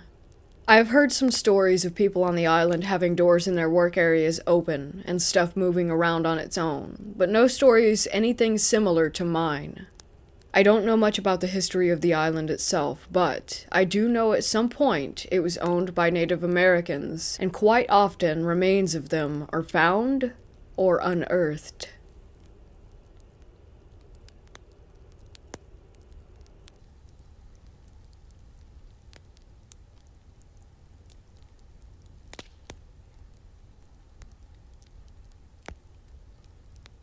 My dad used to work at a homeless shelter. He usually helped them find jobs and things like that. When I had to go with him, they left me in a room with a bunch of Disney VHS movies with some printout coloring pages and a bunch of colored pencils. So, a lot of these people were drug addicts or recovering, that or schizophrenic. I was there because my dad left something there, but I wanted to go to my room, which the nice lady called the room. My dad was talking to this woman outside the door, which was closed. Then the door locks. All I could hear was screaming and crying outside. The knob shook, and I walked over to unlock the door, but my gut told me that if I did, it would not be good. So then a guy began to bang on the door, screaming for me and calling me baby girl. I didn't know what to do when I heard a very loud gunshot, followed by my dad screaming for them to stop shooting due to me being behind the door. He stabbed the woman who had used her keys to lock me in that room, and she did not make it. I was okay, but in the end I just remember a very nice cop opening the door and covering my eyes while they took me outside to an ambulance. R.I.P. Miss Rose, and thank you for saving my life. I am eternally grateful. Homeless man, let's not meet again.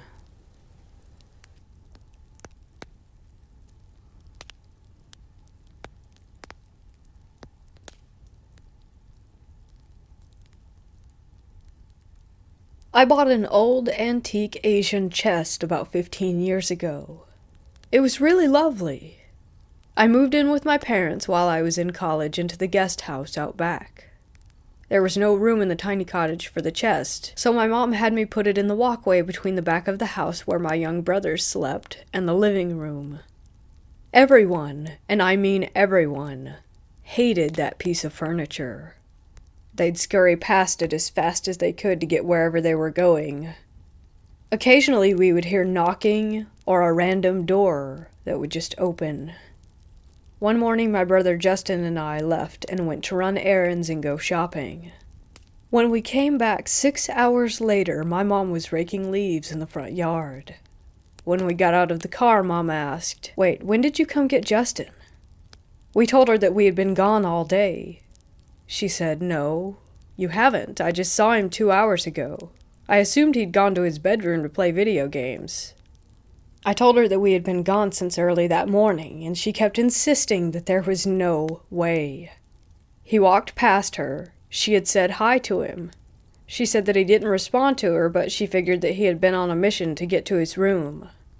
When I asked her where she saw him, she said that she was vacuuming in the hallway in front of the chest.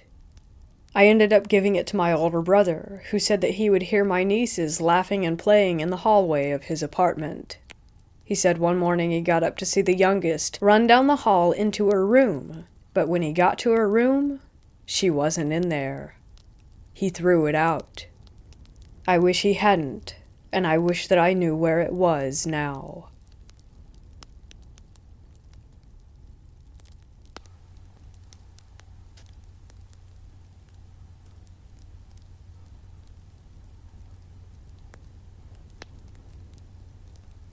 I've always felt that someone was watching me, always with me, just watching, but nobody was to be seen.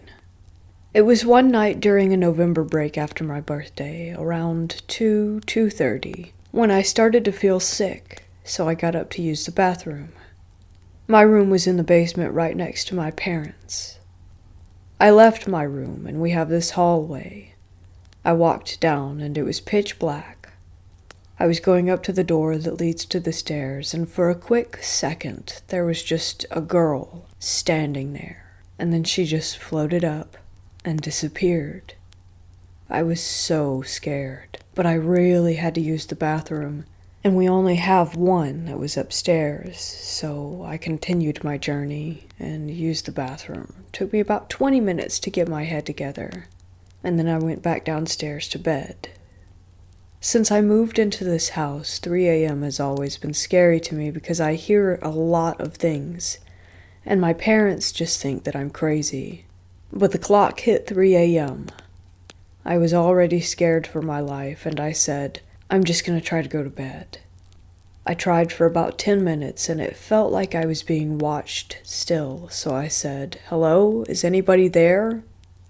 No one answered, but a moment later my painting fell off the wall and hit the shelf that was holding my mirror to fall and shatter. I've always had a spooky feeling about that mirror, and I was crying in fear. After I calmed down, around 3:50, I was going to bed again, and I felt a tug on my foot, but just pushed it away. After the third time, I sat up and saw the same girl from earlier. Her bright green eyes glowed, but her long, blue, scruffy dress was beautiful. It was scary, but I felt like I've seen her somewhere, or she looked really familiar to me and looked like a younger version of me. Ever since then, I haven't heard a word or peep out of anything, but I still feel her presence.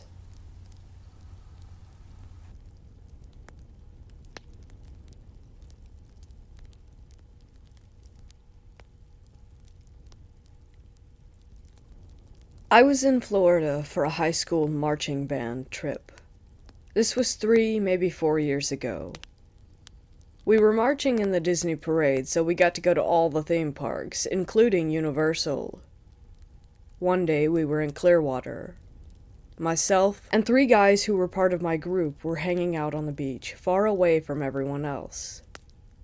Suddenly, I heard a deep voice say the word, no. It wasn't a yell, it was nothing close to a volume level that would have made me look around. It felt like a thought that I'd have in my mind, yet it was very clear and very distinct. It shook me up for a second, but I didn't want to mention it to any of the other guys.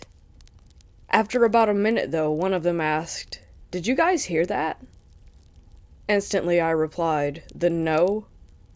It turned out that everyone had heard the exact same no in the exact same distinct male voice. Again, the nearest people were 60 feet away, and it was a mom and her kid, not a man, to begin with. We were on a beach, and it wasn't a yell, so the sound wouldn't have been able to travel that far. As a sound engineer, I can confidently say that a man, even with a deep voice, would have been unable to make a soft no loud enough to be heard from that distance. Nothing else happened, so while it may not be the most interesting or terrifying of stories, it made me go from being a skeptic to a believer.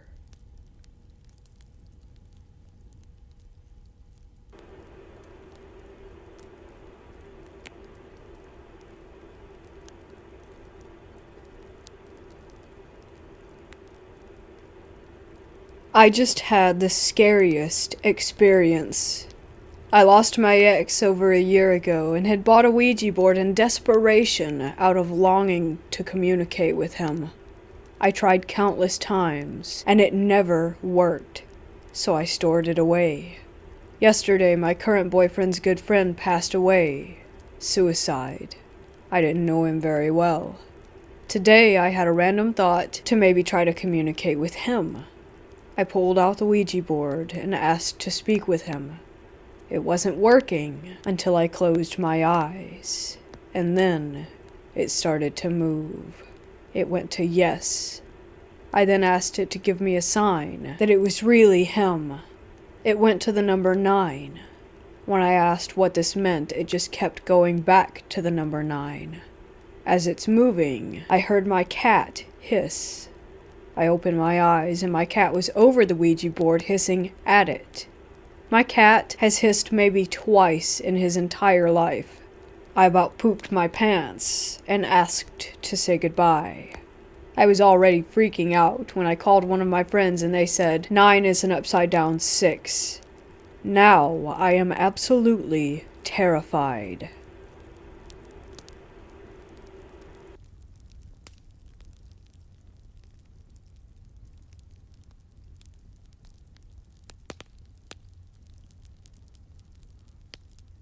I worked at Hotel del Coronado, opened in 1888, on overnight shifts very often.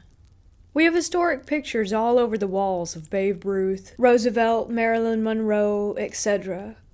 My overnight manager kept a tiny red notebook next to him every shift. Every strange occurrence that would take place would be noted. We have obnoxious ghost tours with crappy unreal stories going on all the time. But in reality, they could have just asked the night crew for some tales.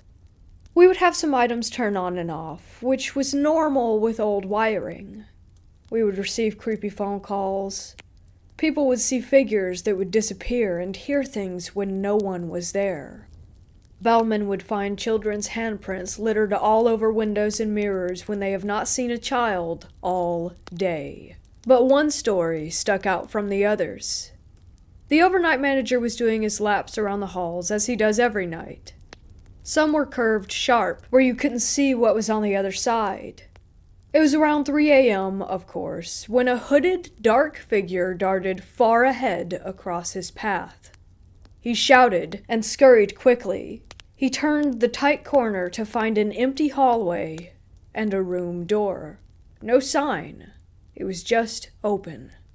My manager sat, puzzled, thinking of how he had never entered that room and was curious of the layout of it. In hospitality, you must be able to describe every inch of the rooms. He wandered back to his office and scrolled through the room numbers, finally stumbling onto the one from earlier.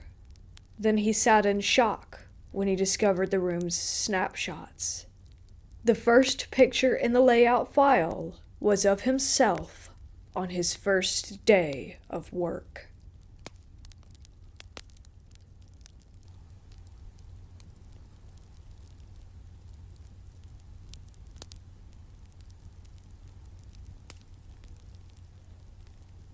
If you live in North Carolina, then you've heard of Gravity Hill.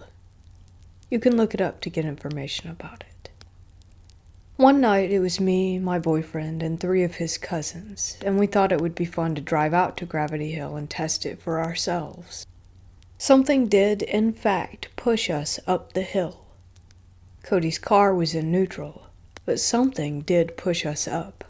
And as we got to the top, Cody asks us if we want to go to the house. I asked what it was, and all 4 of them said, in sync, that I had to see it for myself. We drove up there, and as we got to it, it's this very old, abandoned white house. I'd say it was probably built in the late 40s, early 50s, but no one's lived in it for years. I asked him to pull into the driveway, and he did. We sat there for a minute. I wanted to see if anything would happen because I didn't believe them. We were in the driveway for 3 minutes at most when Cody said, "I'm about ready to leave. What about y'all?" As soon as he said that, his headlights dimmed so much we thought they went out. I saw someone in the upstairs window only for a second, but someone or something was standing there watching us. It frightened me so much that it brought tears to my eyes and I was shaking. We sped off and didn't look back. I still remember the feeling of all my energy leaving my body, and I never want to experience something like that ever again.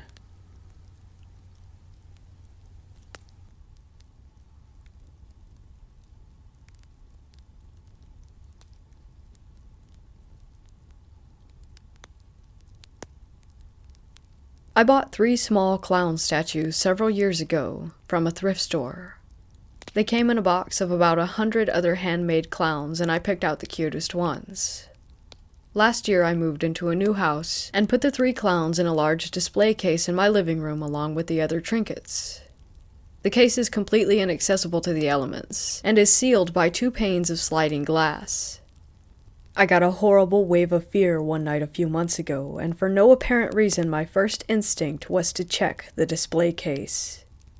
To my shock, I noticed that one of the clowns had turned 180 degrees around in the case and had positioned itself to look away from the living room. The glass had remained shut, and nothing else was out of the ordinary. I turned it back to face the right way and forgot about it until I felt the same wave of fear about a month later. Once again I checked the case, and the same clown was turned the same 180 degrees around again. This has happened about 5 times now, and I'm starting to get really worried. I can't help but believe that it's a dark spirit or energy. I'm so freaked out. It's like the clown is trying to reach me, make me notice it, or perhaps get closer to the other objects in the case. I'm afraid to destroy it, move it, or touch it at all, because I don't want to absorb any energy or curse that it might contain.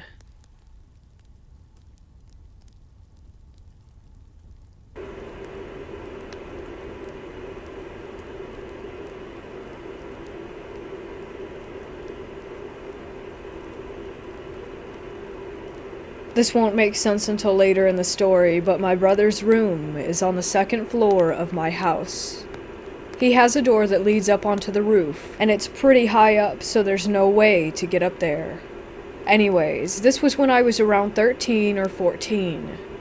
My twin brother got a Ouija board recently, and me and my friend always used it. One day we decided to play with it like usual, just because we were bored. My brother went into the shower, so it was just me and my friend in my brother's room.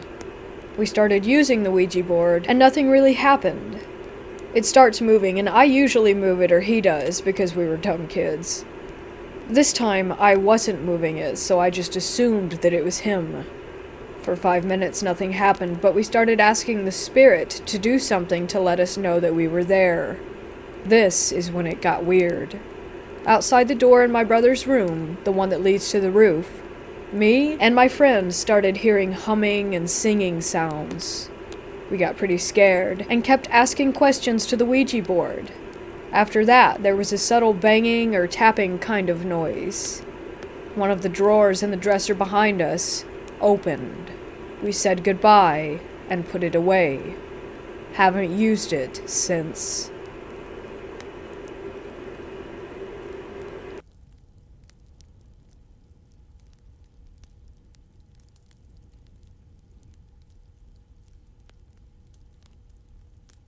"25 years ago, I moved in with my cousin along with her roommate and coworker, Jose.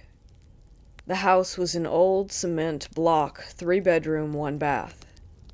It had a large fenced-in yard where he kept his 2 very large German shepherds. The house was in Clearwater, Florida, in a crappy, packed, suburban neighborhood. Nothing special, rent was cheap, the house was clean. Everyone worked. We pretty much kept to ourselves. We might see each other for a few minutes here and there, but that was about it. I lived there for around 6 months. This is the story of what caused me to move out. One random night on a weekend, we all happened to be off work at the same time. We decided to invite some friends over from the pool hall that we all frequented. Jose also invited over some people who they worked with at the pharmaceutical lab. In total, there were probably 20 people at the house. We played music and did what young people do. After it had gotten late, we found ourselves discussing the subject of the paranormal. We all shared ghost stories. My cousin and I come from a pretty spooky family, so we had some good ones. Everyone was really into the topic. Jose, however, was quiet throughout most of the conversation.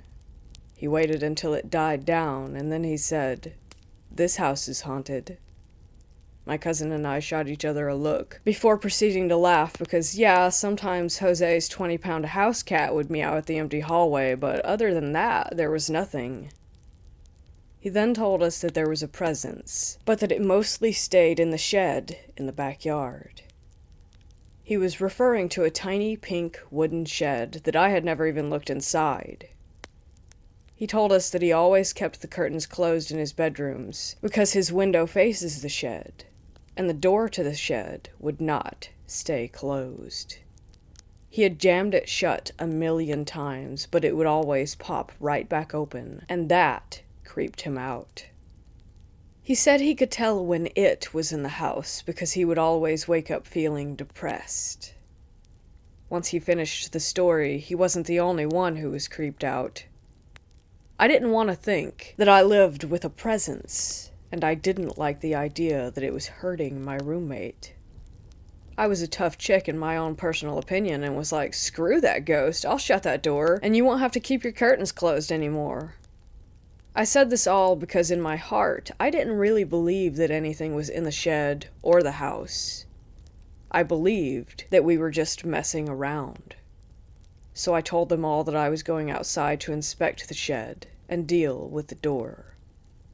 Everyone followed me, and while we were walking around to the outside of the house, Jose tried to discourage me by saying that it was a bad idea. That whatever was in there wanted that door open, and that I should just leave it alone. When we got outside, it was exactly what I had expected it to be. I looked inside and there was a busted lawnmower, some old paint buckets, rusty screens, and darkness. I looked around outside and found some rusty old shovels in a corner of the garage area.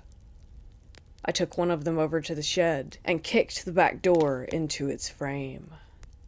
Next, I took the handle of the shovel and put it under the handle of the shed door. I shoved that into the ground. It was without a doubt secure. We all went back inside and talked some more. It was late, I want to say 1 a.m. by the time that everyone said their goodbyes. We let the dogs into the yard and locked the gate. We made sure that the front gate was secured so that they wouldn't get out. Then we straightened up the house. Eventually, we all made it to bed. Sometime around 6 in the morning, I woke up needing to pee. I opened my bedroom door. I was very sleepy. There was a weird sound as I opened the door that startled me. It was like fingernails scraping on something coarse. I opened the door all the way, and the shovel fell through the doorway and hit me. I can't even put into words how I felt in that moment. A small piece of dirt stayed behind on the floor. The shovel had been left there, placed, standing against my bedroom door. I rushed through the house to the side door, which was locked, by the way, and then out into the backyard. The shed door was wide open. Suddenly I felt as though I couldn't breathe. I ran back into the house. Immediately I pounded on both Jose and my cousin's doors until they both woke up and emerged. I knew, absolutely knew, that none of them had been responsible for this, and based on their reactions when I told them what had happened, that suspicion was doubly confirmed. Jose literally began to weep. He begged me to tell him that I was lying, that I was just playing around for a laugh. He then begged my cousin to admit that she had done it. When neither of us would take responsibility, he went to the store and bought a bunch of religious candles, produced a rosary, and started trying to pray whatever it was away. Or pray for me for being so stupid. My Spanish wasn't even close enough to fluent to keep up with everything he was saying. My cousin, quite the opposite of Jose, was absolutely peeved. She really was ready to fight me. She was adamant that I was screwing around, pulling some kind of a prank. She called me a liar as well as a child, and that most of all, she didn't appreciate being woken up at the crack of dawn after a night of partying, only to be made a pawn in my little scheme. On my end, though, when I knew that neither of them had put the shovel against the door or reopened it, I was filled with pure terror. There was no way that someone else had gotten into that yard. They would have had to get past the dogs just to get to the shed, and then they would have had to get inside the locked house to put that shovel against my door. I didn't sleep there again without someone in the room with me. Every moment spent there after that night was beyond tense. We all just kind of stopped talking to each other.